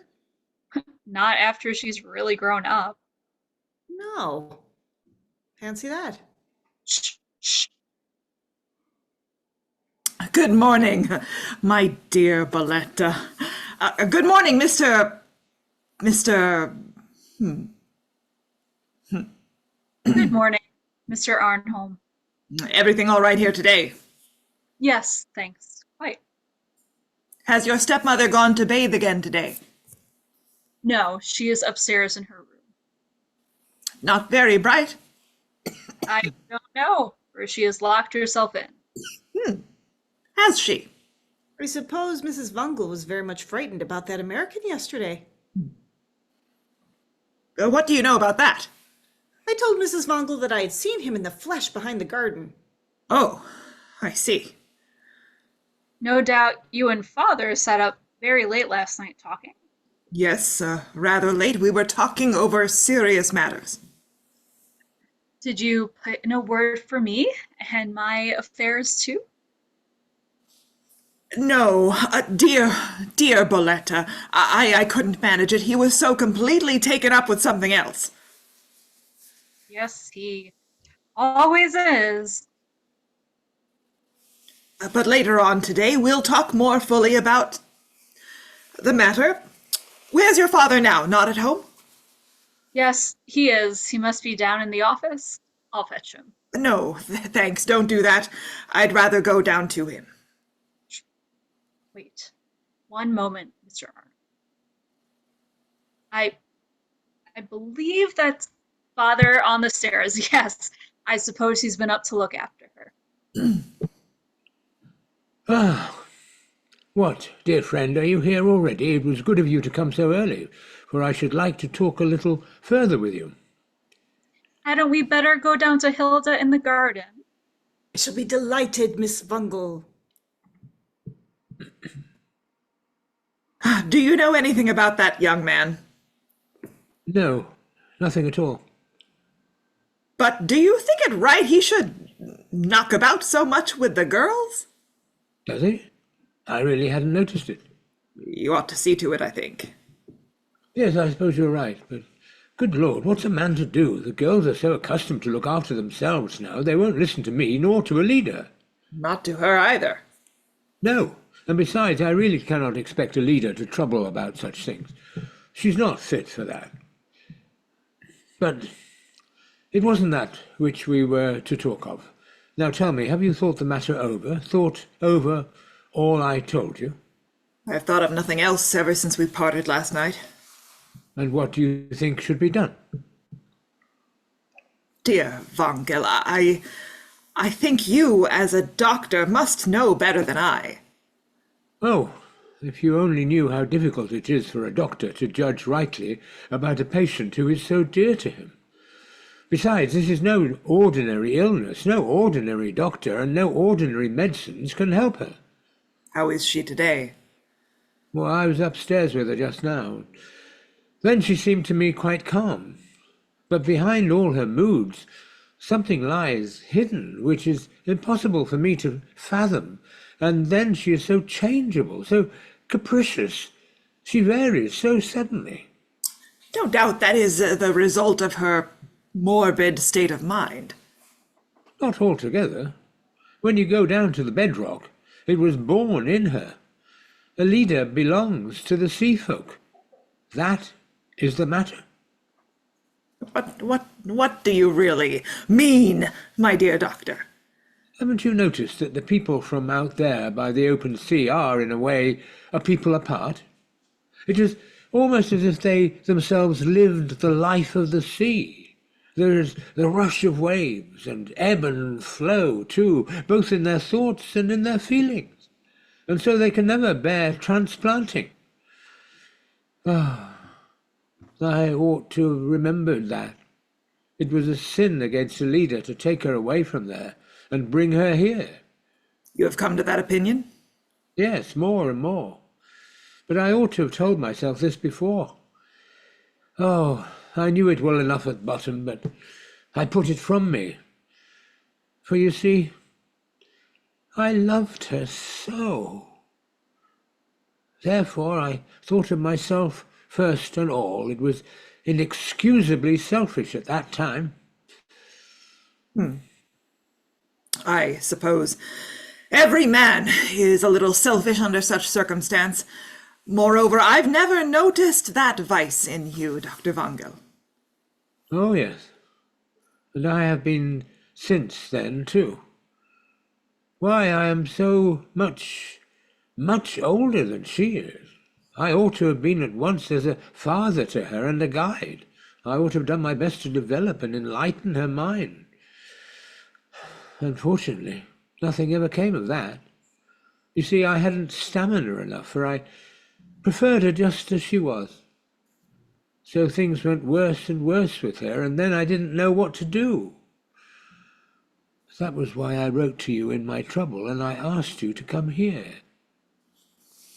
What was it for you, this you wrote? Yes, but don't let anyone notice anything. How on earth? Dear doctor, what good did you expect me to be? I don't understand it. No, naturally. For I was on an altogether false track. I thought Ellida's heart had at one time gone out to you, and that she still secretly cared for you a little, that perhaps it would do her good to see you again and talk of her home and the old days. So it was your wife you meant when you wrote that she expected me and perhaps longed for me? Yes. Who else? No. You're right, but I didn't understand. Naturally, as I said, for I was on an absolutely wrong track. And you call yourself selfish? Ah, but I had such a great sin to atone for. I felt I dared not neglect any means that might give the slightest relief to her mind. How do you really explain the power that this stranger exercises over her? Dear friends, there may be sides to the matter that cannot be explained. Do you mean anything inexplicable in itself, absolutely inexplicable? In any case, not explicable as far as we know. Do you believe there is something in it, then? I neither believe nor deny. I simply don't know. That's why I leave it alone. Yes, but just one thing, her extraordinary, weird assertion about the child's eyes. I don't believe a word about the eyes. I will not believe such a thing. It must be purely fancy on her part, nothing else. Did you notice the man's eyes when you saw him yesterday? Of course I did. And you saw no sort of resemblance? Good heavens. What shall I say? It wasn't quite light when I saw him. And besides, Ellida had been saying so much about this resemblance, I really don't know if I was capable of observing quite impartially. Well, maybe. But that other matter, all this terror and unrest upon her at that very time, as it seems this strange man was on his way home. That? Oh. That's something she must have persuaded and dreamed herself into since it happened. She was not seized with this so suddenly all at once as she now maintained. But since she heard from young Lyngstrand and that Johnson, or Fryman, or whatever his name is, was on his way hither 3 years ago in the month of March, she now evidently believes her unrest of mind came upon her at that very time. It was not so then? By no means. There were signs and symptoms of it before this time, though it did happen by chance that in the month of March 3 years ago she had a rather severe attack. After all, then... Yes, but that is easily accounted for by the circumstances, the condition she happened to be in at the time. So, symptom for symptom, then. Oh, not being able to help her, not to know how to counsel her, to see no way. Now, if you could make up your mind to leave this place, to go somewhere else, so that she could live amid surroundings that would seem more home-like to her. Ah, dear friend, do you think I haven't offered her that too? I suggested moving out of Skoldaven, but she won't. Not that either. No, for she doesn't think it would do any good. And perhaps she's right. Do you say that? Moreover, when I think it all over carefully, I really don't know how I could manage it. I don't think I should be justified for the sake of the girls in going away to such a desolate place. After all, they must live where there is at least a prospect of their being provided for some day. Provided for? Are you thinking about that already? Heaven knows I must think of that too. But then on the other hand, again, my poor sick Ellida. Oh, my dear Arnholm, in many respects I seem to be standing between fire and water. Perhaps you've no need to worry on Boletta's account. I should like to know where where they have gone.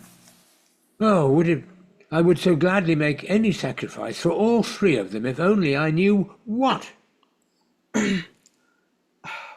Oh, be sure you don't go out this morning. No, of course not. I will stay at home with you. But won't you speak to our friend? Oh, are you here, Mr. Arnholm? Good morning. Good morning, Mrs. Wangel. So you've not been bathing as usual today? No, that is out of the question today, but won't you sit down a moment? No, thanks, not now. I promised the girls to go down to them in the garden. Goodness knows if you'll find them there. I never know where they may be rambling. They're sure to be down by the pond. No, I shall find them right enough.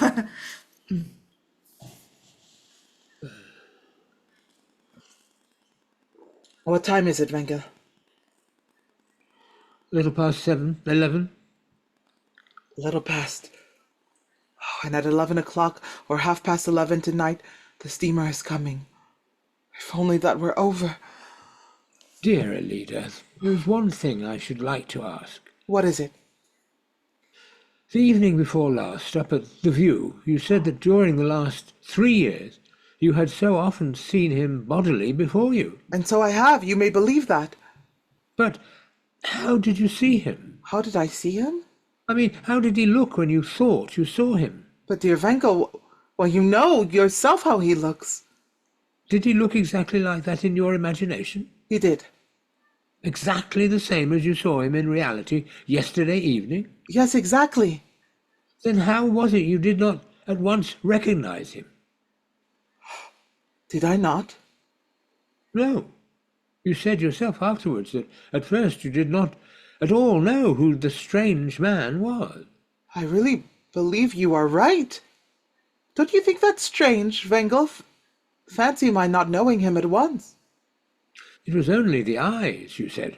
Oh yes, the eyes! The eyes! Well, but at the View you said that he always appeared to you exactly as he was when you parted out there 10 years ago. Did I? Yes. Then I suppose he did look much as he does now. No. On our way home the day before yesterday, you gave quite another description of him.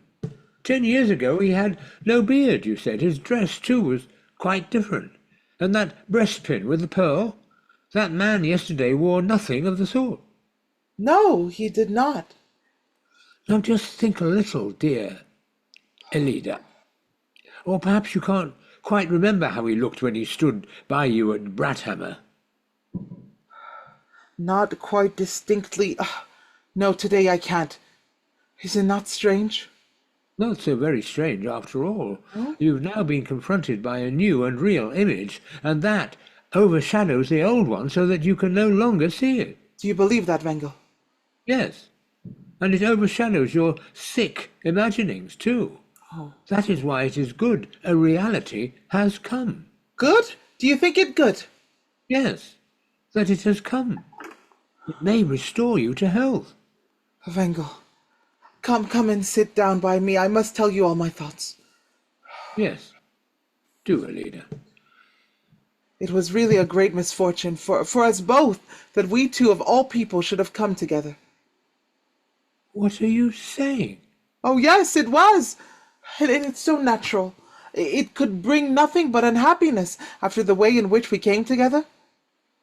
What was there in that way? Listen, Wangel, it's no use going on, lying to ourselves and to one another. Are we doing so? Lying, you say? Yes, we are, or at least we suppress the truth. For the truth, the pure and simple truth is that you came out there and bought me. Bought? You say bought? Oh, I wasn't a bit better than you. I accepted the bargain, sold myself to you. Ellida, have you really the heart to call it that? But is there any other name for it? You could no longer bear the emptiness of your house. You were on the lookout for a new wife. And a new mother for the children, Ellida. That too. Perhaps, by the way, although you didn't in the least know if I were fit for the position.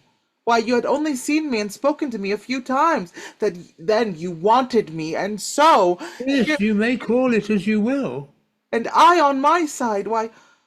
I was so helpless and bewildered, and so absolutely alone, and it... Oh, it was so natural I should accept the bargain, when you came and proposed to provide for me all my life. Assuredly, it did not seem to me a providing for you, dear Ellida. I asked you honestly if you would share with me and the children a little I could call my own. Yes, you did. But all the same, I should never have accepted. Never have accepted that at any price, not sold myself. Better the meanest work, better the poorest life after one's own choice. Then have the 5-6 years that we have lived together been so utterly worthless to you? Oh, don't think that, Wangel. I have been as well cared for here as a human being could desire. But I did not enter your house freely. That is the thing. Not freely? No, it was not freely that I went with you. Ah, I remember your words of yesterday. It all lies in those words. They have enlightened me, and so I see it all now. What do you see? I see that the life we two live together is really no marriage. You have spoken truly there. The life we now live is not a marriage. Nor was it formerly. Never, not from the very first. The first. That might have been a complete and real marriage. The first? What do you mean? Mine, with him. I do not in the least understand you. Oh, dear Wangel, let us not lie to one another, nor to ourselves. Well, what more? You see, we can never get away from that one thing, that a freely given promise is fully as binding as a marriage. But what on earth? Not set me free, Wangel. Ellida. Yes, oh, grant me that. Believe me, it will come to that all the same after the way we two came together. It has come to this, It then. has come to this. It could not be otherwise. So I have not worn you by our living together, never possessed you quite.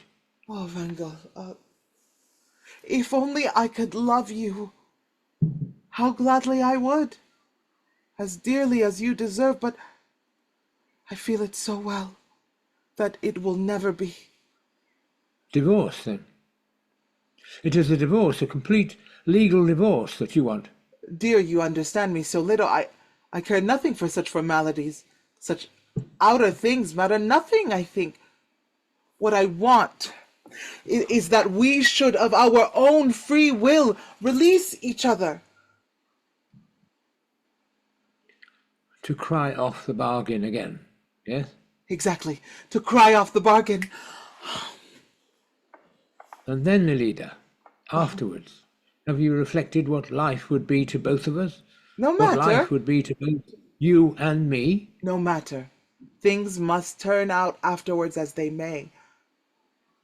What I beg and implore of you, Wenger, is the most important. Only set me free. Give me back my complete freedom. Ellida, it is a fearful thing you ask of me. At least give me time to collect myself before I come to a decision. Let us talk it over more carefully, and you yourself take time to consider what you are doing. But we have no time to lose with such matters. I must have my freedom again today. Why today? Because he is coming tonight. Coming? He? What has a stranger to do with it? I want to face him in perfect freedom. And what else do you intend to do? I will not hide behind the fact that I am the wife of another man, nor make the excuse that I have no choice, for then it would be no decision. Will you speak of a choice? Choice, Ellida? A choice in such a matter? Yes! I must be free to choose. To choose for either side. I must be able to let him go away alone, or to go with him. Do you know what you are saying? Yes. Go with him? Give your whole life into his hands? Didn't I give my life into your hands and without any ado? Maybe, but he, an absolute stranger, a man of whom you know so little. Ah, but after all, I knew you even less, and yet I went with you. Then you knew to some extent what life lay before you, but now, think, what do you know? You know absolutely nothing, not even who or what he is. That is true. But that is the terror. Yes, indeed, it is terrible. That is why I feel I must plunge into it. Because it seems terrible? Yes, because of that. Listen, Ellida, what do you really mean by terrible? The terrible is that which repels and attracts. Attracts, you say? Attracts most of all, I think. You are one with the sea. That, too, is a terror. And that terror is in you. Mm. You both repel and attract. Do you think so, Wangel? After all, I have never really known you. Never really. Now I am beginning to understand. And that is why you must set me free! Free me from every bond to you and yours. I am not what you took me for. Now you see it yourself. Now we can part as friends and freely. Perhaps it would be better for us both if we parted. Yes. And yet, I cannot. What? You are the terror to me, Ellida. The attraction is what is strongest in you. Do you say that? Let us try and live through this day wisely and in perfect quiet of mind. I dare not set you free and release you today. I have no right for your own sake, Ellida. I exercise my right and my duty to protect you. Protect! What is there to protect me from? I'm not threatened by any outward power. The terror lies deeper, Wangel. The terror is the attraction in my own mind. And what can you do against that, I can strengthen and urge you to fight against it. Yes, if I wished to fight against it.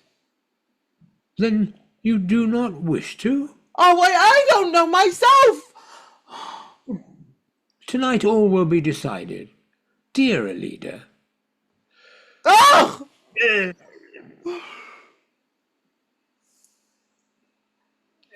Yes, I think think the the decision, Sonia, the decision for one's whole life. And then tomorrow? Tomorrow, perhaps my real future will have been ruined. Your real? Ellida. The whole full life of freedom lost. Lost for me, and perhaps for him also. Ellida, do you love this stranger? Do I? Oh, how can I tell? I only know that to me, he is a terror, and that And that?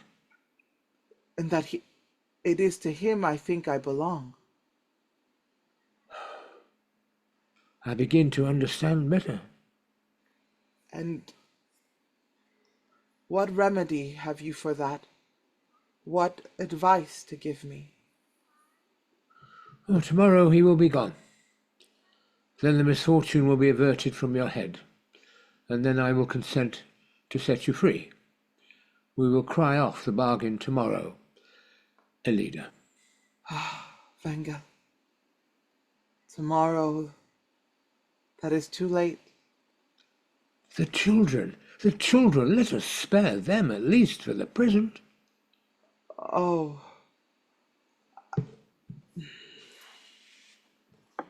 You must know we have been making plans.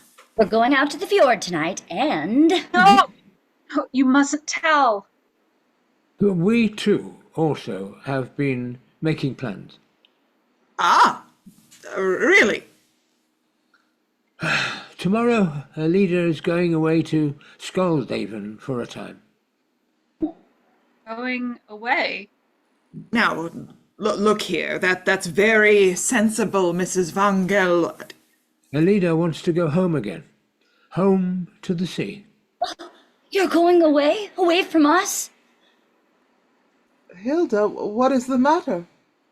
It's nothing. Are only you going? Father, I see it. You too are going to Skoldviken. No. Perhaps I shall run out there every now and again. And come here to us. I will, Bolette, every now and again. Every now and again. Dear child, it must be. We will talk it over later, Bolette. What was the matter with Hilde? She looked quite scared. You never noticed what Hilde goes about here, day in, day out, hungering for? Hungering for? ever since you came into the house. No, no, what is it? One loving word from you.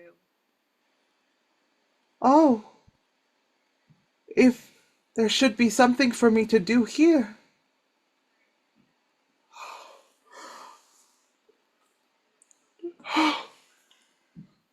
Father, dear, the table is laid if you want. Is it, child? That's well. Come, Arnholm. We'll go in and drink a farewell cup with the lady from the sea.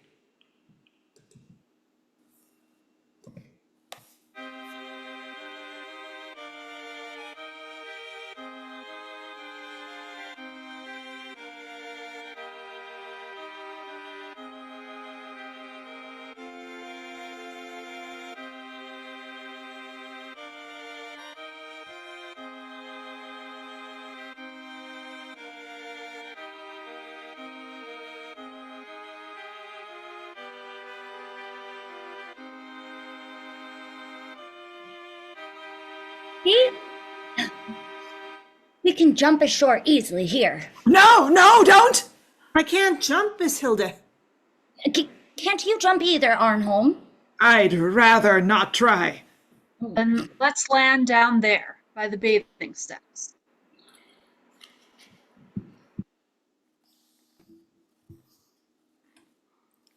What do you say? Yes, of course, it's on account of the English steamer, for this is her last visit here this year. But if you want to enjoy the pleasures of melody, you mustn't wait too long. What? I can't hear what you say.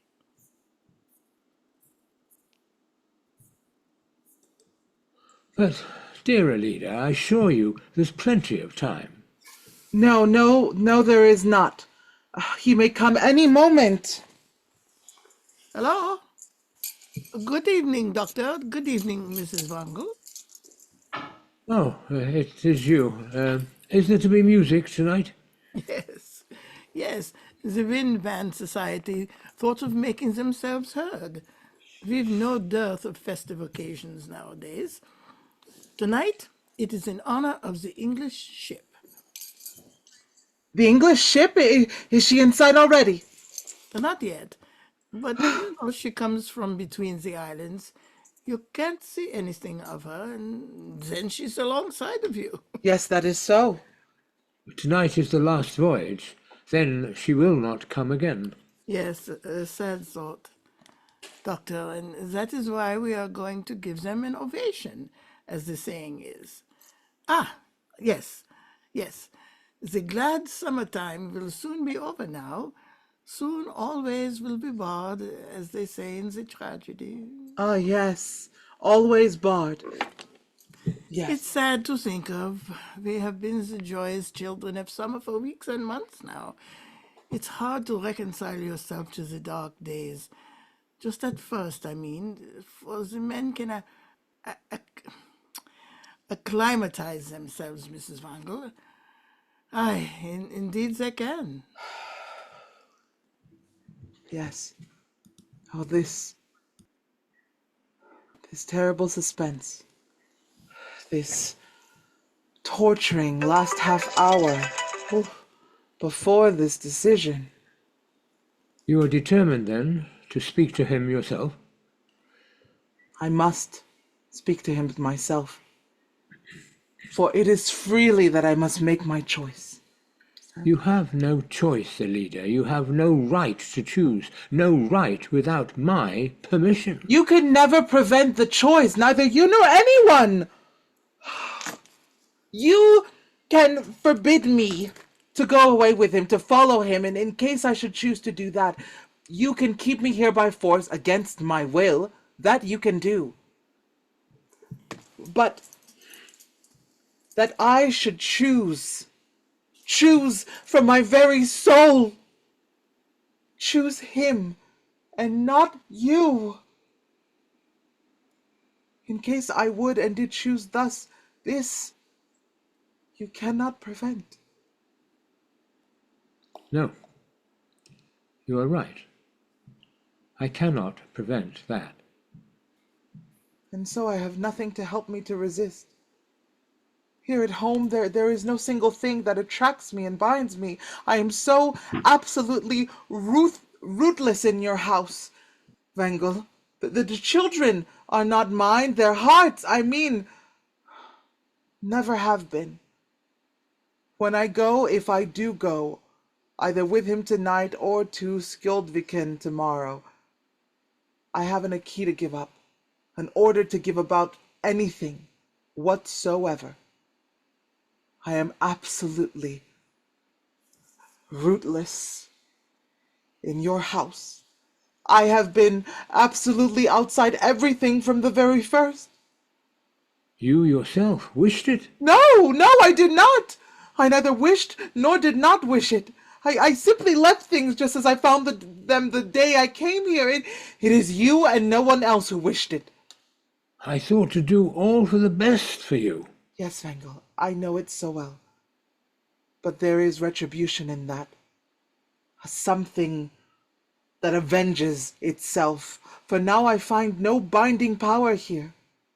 Nothing to strengthen me, nothing to help me, nothing to draw me towards what should have been the strongest possession of us both.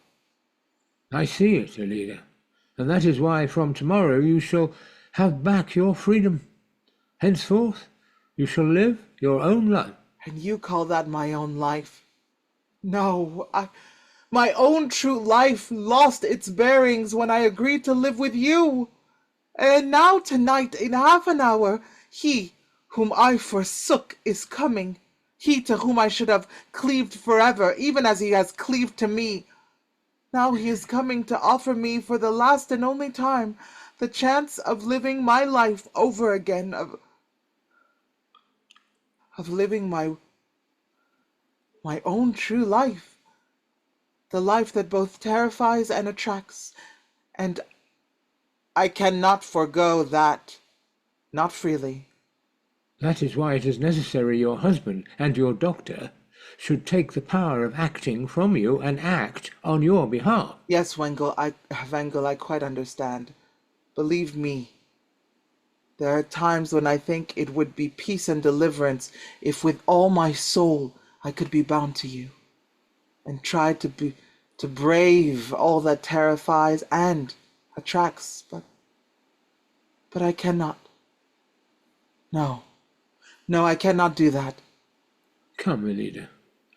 Let us walk up and down together for a while. I would gladly, but I dare not, for he said I was to wait for him here. Come, there is time enough. Do you think so? Plenty of time, I tell you. Then let us go, for a little while.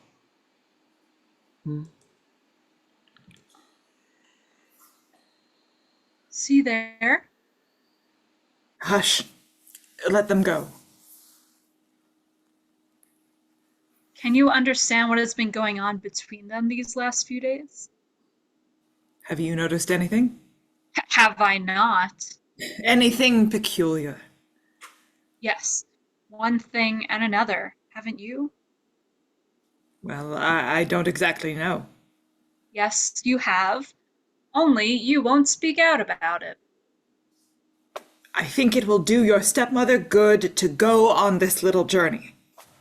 Do you think so? I should say it would be well for all parties that she should get away every now and then. If she does go home to Skjoldviken tomorrow, she will never come back here again. My dear Bolette, whatever makes you think that? I am quite convinced of it. Just you wait. You'll see that she'll not come back again. Not anyhow as long as I and Hilde are in the house here. Hilde too? Well, it might perhaps be all right with Hilde, or she's scarcely more than a child. And I believe that at bottom she worships Ellida. But you see, it's different with me, a stepmother who isn't so very much older than oneself. Dear Bolette, but perhaps it might, after all, not be so very long before you left? Really?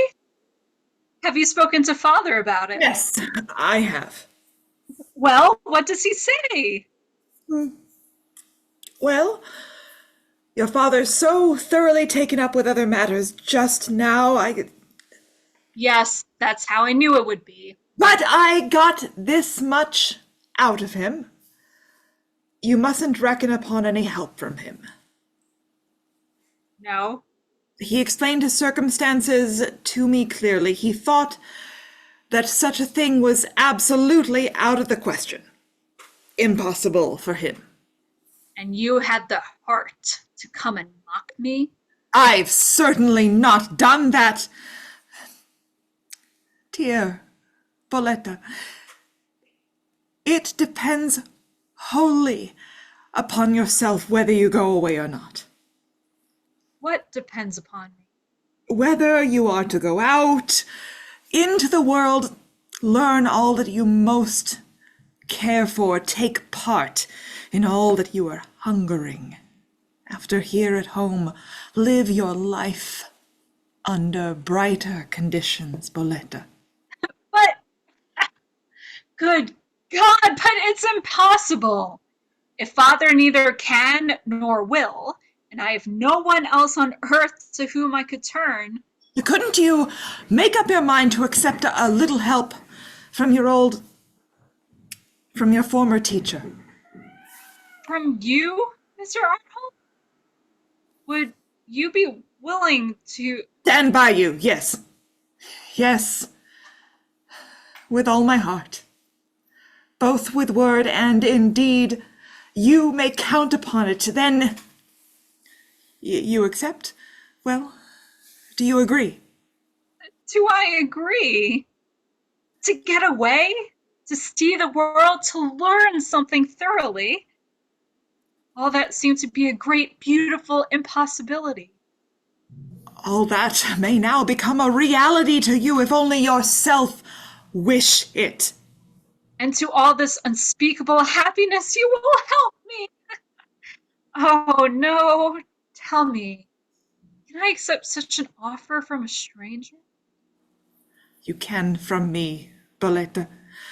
From me you can accept anything. Yes, I almost think I can. I don't know how it is, but I could both laugh and cry for joy, for happiness, that I should know life really after all. I began to be so afraid life would pass me by. You need not fear that, Bolette, but you must tell me quite frankly, if there is anything you are bound to here. Bound to? Nothing. Nothing whatever? No, nothing at all. That is, I am bound to Father to some extent, and to Hilde too, but... well, you'll have to leave your father sooner or later, and sometime Hilde also will go her own way in life. That is only a question of time. Nothing more, and so there is nothing else that binds you, Bolette, not any kind of connection. Nothing, whatever. As far as that goes, I could leave at any moment. Well, if that is so, dear Bolette, will you go away with me? Oh God, what joy to think of it! For I hope you trust me fully. Indeed I do. And you dare to trust yourself and your future fully and confidently into my hands, Bolette. Is that true? You will dare to do this? Of course. How could I not do so? Could you believe anything else? You, who have been my old teacher, my teacher in the old days, I mean. Not because of that. I will not consider that side of the matter, but well... So, you are free, Bolette. There is nothing that binds you, and so I ask you if you could, bind yourself to me for life.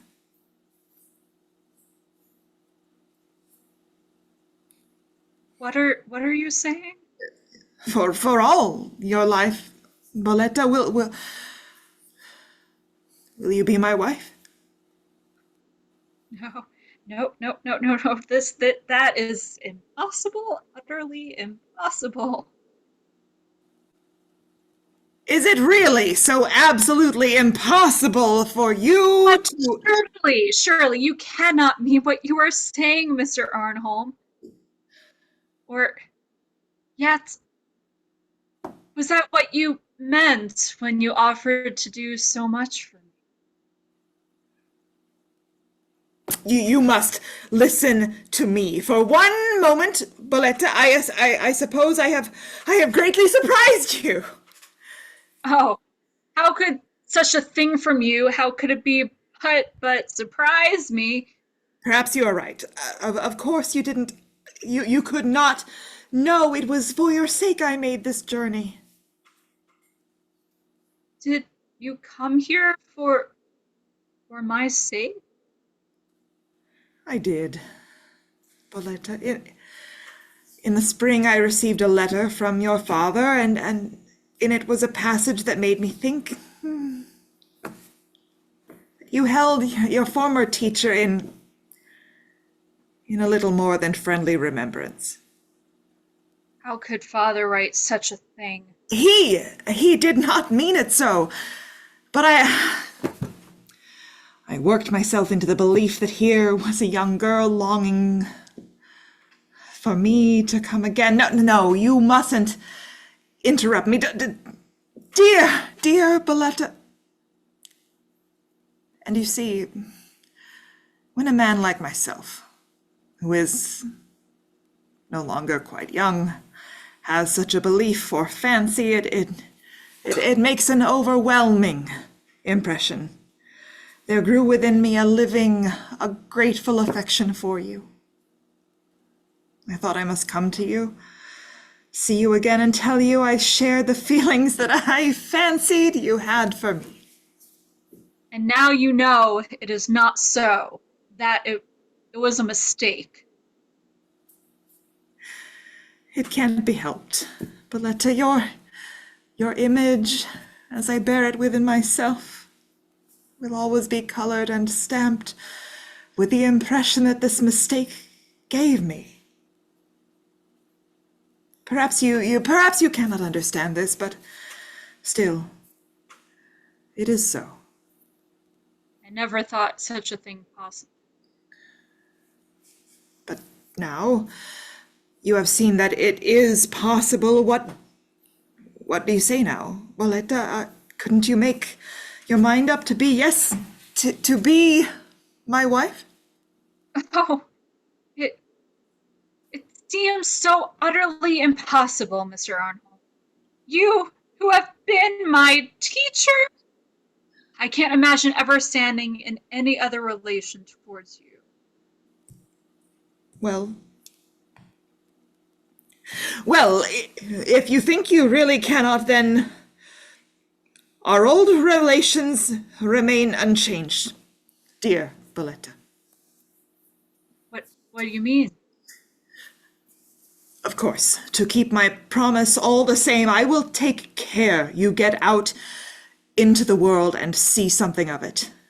Learn some things you really want to know. Live safe and independent. Your future I shall provide for also. Bolette, for in me you will always have a good, faithful, trustworthy friend. Be sure of that. Good heavens, Mr. Arnholm. All that is so utterly impossible now. Is that impossible too? Surely you can see that.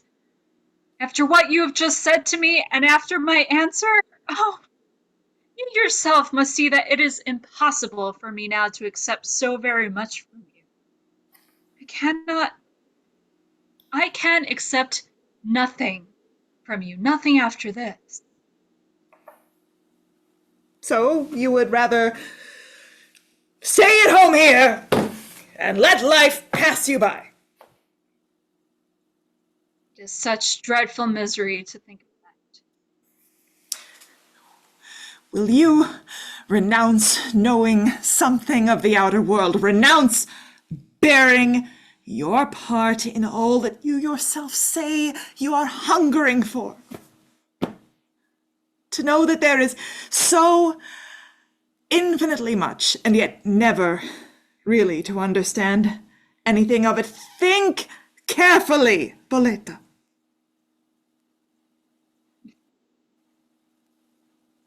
Yes. Yes, you are right, Mr. Arnholm. And then, when one day your father is no longer here, then perhaps to be left helpless and alone in the world, or live to give yourself to another man whom you perhaps will also feel no affection for. Oh, yes. I see how true all you say is, but still, and yet, perhaps. Well? Perhaps it might not be so impossible, after all. Oh, what? Bolette! Perhaps it might be possible to accept what you propose to me. Do you mean that, after all, you might be willing to? That at all events you could give me the happiness of helping you as a steadfast friend? No. Never that. Or that would be utterly impossible now. No. Mr. Arnholm, rather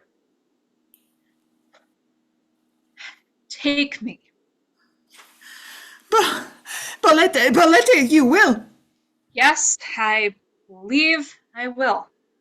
And after all, you will be my wife. Yes. If you still think that you will have me. Oh! Thanks, Bolette.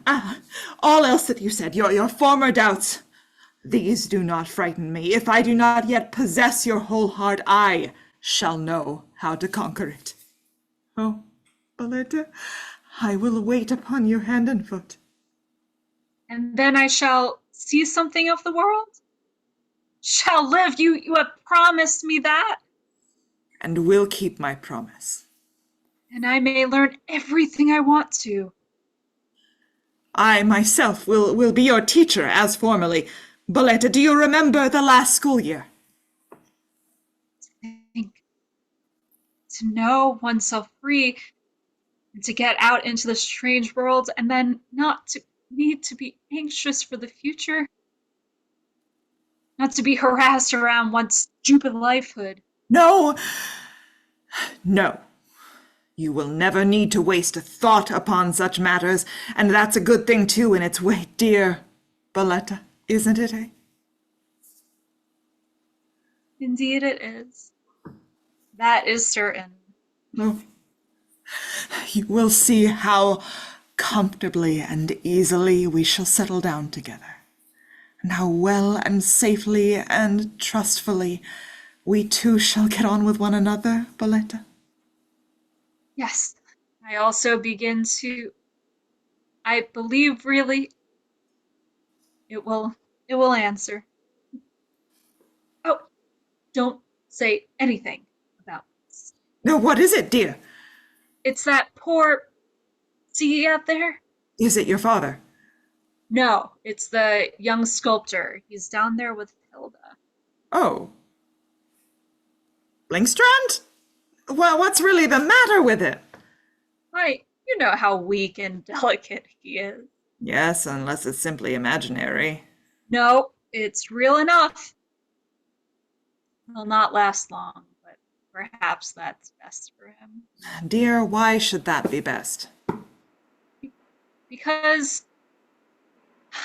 Because nothing would come of his art anyhow. Let's go before they come. Gladly. My dear Bolette. Hi. Won't your honors wait for us? Bolette and I would rather go a little in advance. It's very delightful here now. Everybody goes in pairs, always two and two together. I could almost swear he's proposing to her. Really? Have you noticed anything? Yes, it's not very difficult, if you keep your eyes open. But Miss Bolette won't have him, I'm certain of that. No, for she thinks he's got so dreadfully old looking, and she thinks he'll soon get bald. Not only because of that, she'd not have him anyhow. How can you know? Well, because there's someone else she promised to think of. Only to think of. While he is away, yes? Oh, then I suppose it's you she's to think of, huh? Perhaps it might be. Oh, she promised you that? Yes, think she promised me that. But mind you don't tell her, you know. Oh, I'll be mum. I'm as secret as the grave. I think it's awfully kind of her. And when you come home again, are you going to be engaged to her? and then marry her, huh? No, that wouldn't very well do, for I daren't think of such a thing during the first years. And when I shall be able to, she'll be rather too old for me, I fancy. And yet you wish her to think of you. Yes, that's so useful to me. You see, I'm an artist, and she can very well do it because she herself has no real calling. But all the same, it's kind of her. Do you think you'll be able to get on more quickly with your work if you know that Bolette is here, thinking of you? Yes, I fancy so. To know there is a spot on earth where a young, gentle, reserved woman is quietly dreaming about you. I fancy it must be so, well, really don't exactly know what to call it. Perhaps you mean, fascinating? Fascinating? Oh yes, fascinating was what I meant, or something like it. You are so clever, Miss Hilde. Really, you are very clever. When I come home again, you'll be about the same age as your sister is now. Perhaps, too, you'll look like your sister looks now. And perhaps, too, you'll be of the same mind she is now. Then perhaps you'll be both yourself and your sister in one form, so they say. Would you like that? I hardly know. Yes, I almost think I should. But now for this summer, I would rather you were like yourself alone, and exactly as you are. Do you like me best as I am? Yes, I like you immensely as you are. Tell me, you who are an artist, do you think I'm right to always wear bright summer-colored clothes? Yes, yes, I think you're quite right. You think bright colors suit me, then? They suit you charmingly, to my taste. But tell me, as an artist, how do you think I should look in black? In black, Miss Hilde? Yes, in all black. Do you think I should look well? Black's hardly suitable for the summer. However, you probably look remarkably well in black, especially with your appearance. All in black, up to the throat. Black frilling around that, black gloves. Ooh, a long black veil hanging down behind.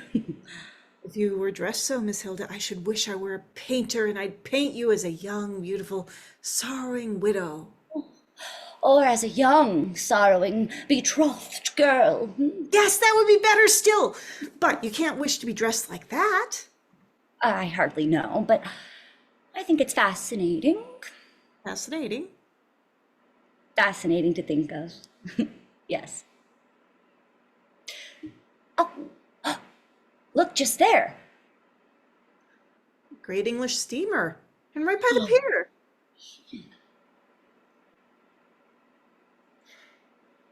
Oh, no, I assure you, dear Ellida, you are mistaken. What, are you two here? It's not in sight yet, is it, Mr. Lyngstrand? The great English ship? Yes. There she is already, Doctor.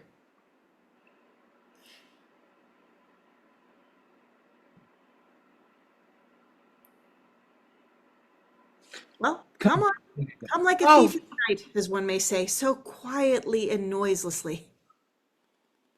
Well, you must go to the pier with Hilde. Be quick, I'm sure she wants to hear the music. Yes, we were just going there, Doctor. Perhaps we'll follow you. We'll come directly. They're hunting couples too. Oh, come. He is here. Yes, yes, I feel it. You'd better go in, Ellida. Let me talk with him alone. No, oh, that's impossible. Impossible. I say... Ah! Do you see him, Wangel?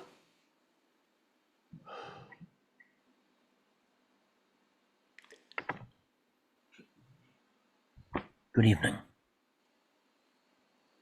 You see, I am here again, Ellida. Yes. Yes, the time has come now. And are you ready to start or not? You can see for yourself that she is not. I'm not asking about a traveling dress or anything of that kind, nor about packed trunks. All that is needed for a journey, I have with me on board. I've also secured a cabin for her. So I ask you, are you ready to go with me? To go with me freely? Oh, do not ask me. Do not tempt me.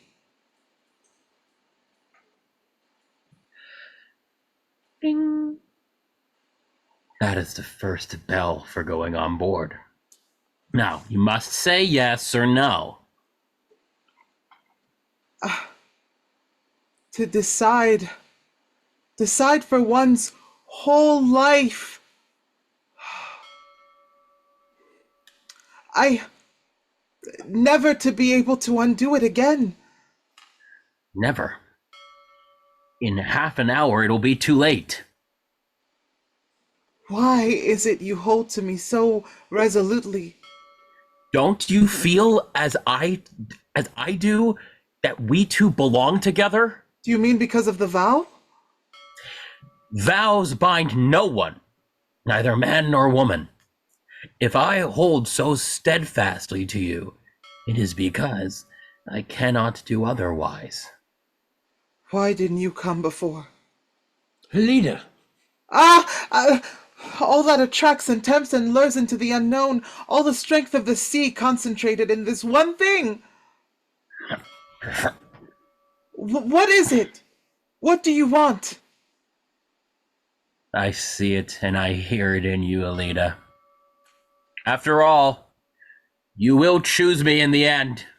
My wife has no choice here. I am here both to choose for her and to defend her.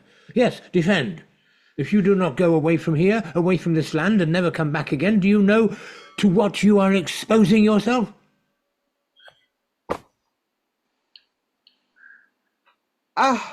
No. No, Wangel, not that.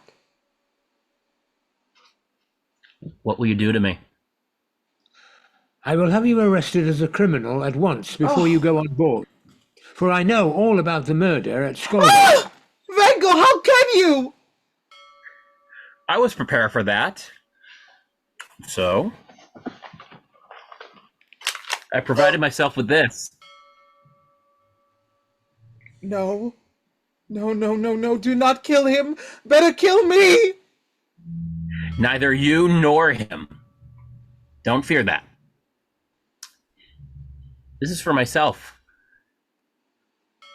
For I will live and die a free man.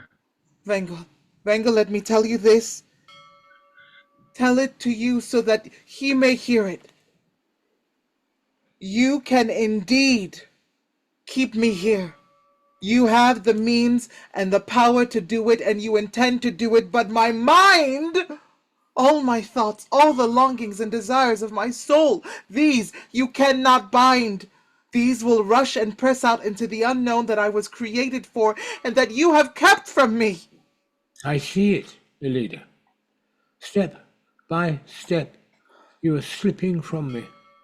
The craving for the boundless, the infinite, the unattainable will drive your soul into the darkness of night at last. Yes, I feel it hovering over me like black noiseless wings. It shall not come to that. No other deliverance is possible for you. I, at least, can see no other. And so I cry off our bargain at once. Now you can choose your own path in perfect freedom. Is it true? True what you say? Do you mean that? Mean it with all your heart? Yes, with all my sorrowing heart, I mean it. And can you do it? Can you let it be so? Yes, I can. Because I love you so dearly. And have I come so near, so close to you? The years and the living together have done that. And I, who so little understood this, Your thoughts went elsewhere. And now you are completely free of me and mine. And mine. Now your own true life may resume its real bent again, for now you can choose in freedom and on your own responsibility. in freedom, and on my own responsibility too. Oh, that changes everything. Do you hear, Ellida? It has rung now for the last time. Come. I shall never go with you after this. You will not? I shall never go away from you after this. So it is over? Yes, over for all time.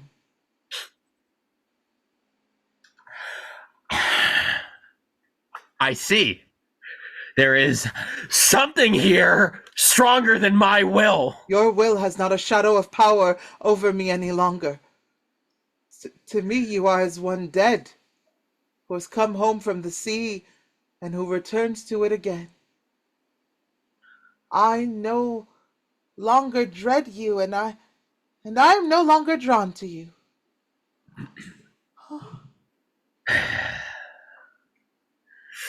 Goodbye, Mrs. Wangel. Henceforth, you are nothing but a shipwreck in my life that I have tided over.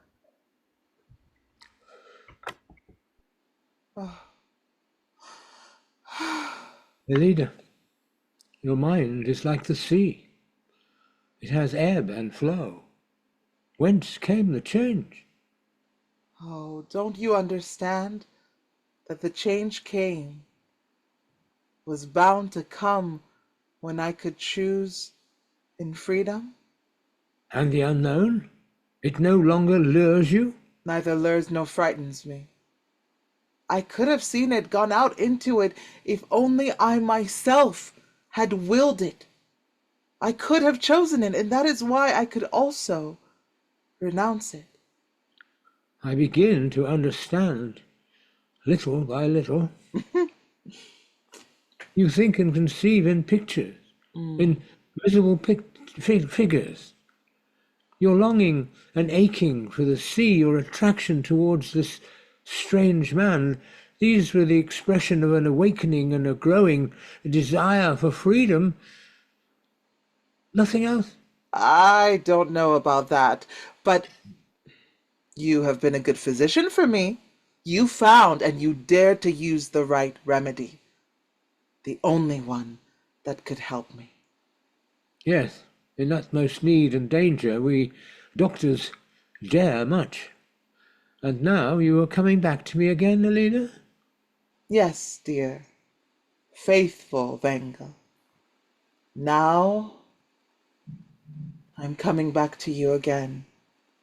Now I can, for now I come to you freely and on my own responsibility. Ellida, Ellida, to think that now we can live wholly for one another. And with common memories, yours as well as mine. Yes, indeed, dear. And for our children, Wangel. You call them ours. They who are not mine yet, but whom I shall win. Ours.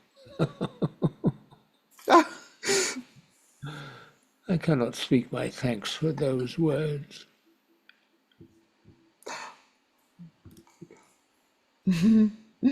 Yeah? Why, she and father, they look exactly like they were a betrothed couple. It's summertime, little missy. The English steamer is putting off. You can see her best from there. The last voyage this year. Soon all the sea highways will be closed, and as the poet says, it is sad. And now we're to lose you also for a time. Tomorrow you're off to Skjoldviken, I hear. No, nothing will come of that. We too have changed our mind. Tonight. Oh, really? Father, is that true? Lead, are you going to stay with us after all? Yes, dear Hilde. If you'll have me. Fancy. Have you? But this is quite a surprise. Well, you see, Mr. Arnholm, do you remember we talked about it yesterday? When you have once become a land creature, you can no longer find your way back again to the sea, nor to the sea life either. Why, that's exactly the case with my mermaid. Something like, yes. Only with this difference, that the mermaid dies of it. While human beings can acclimatize themselves. Yes, I assure you, Mrs. Wangel, they can acclimatize themselves. In freedom they can, Mr. Ballestad. And when they act on their own responsibility. Dear Ellida. Exactly.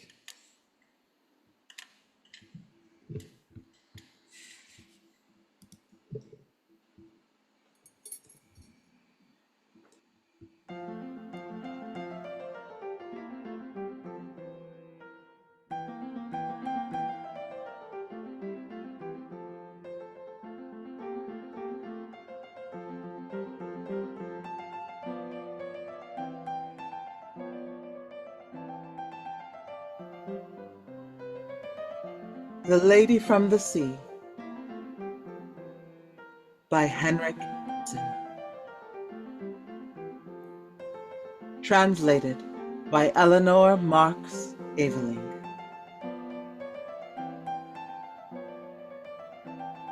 The cast included Henry Graham Murray, who played Dr. Edvard Wangel, Jacqueline Elisabeth played Ellida Wangel, Hilary Steen played Bolette, Hayley Bayermeister played Hilde, Karla Wren played Lyngstrand,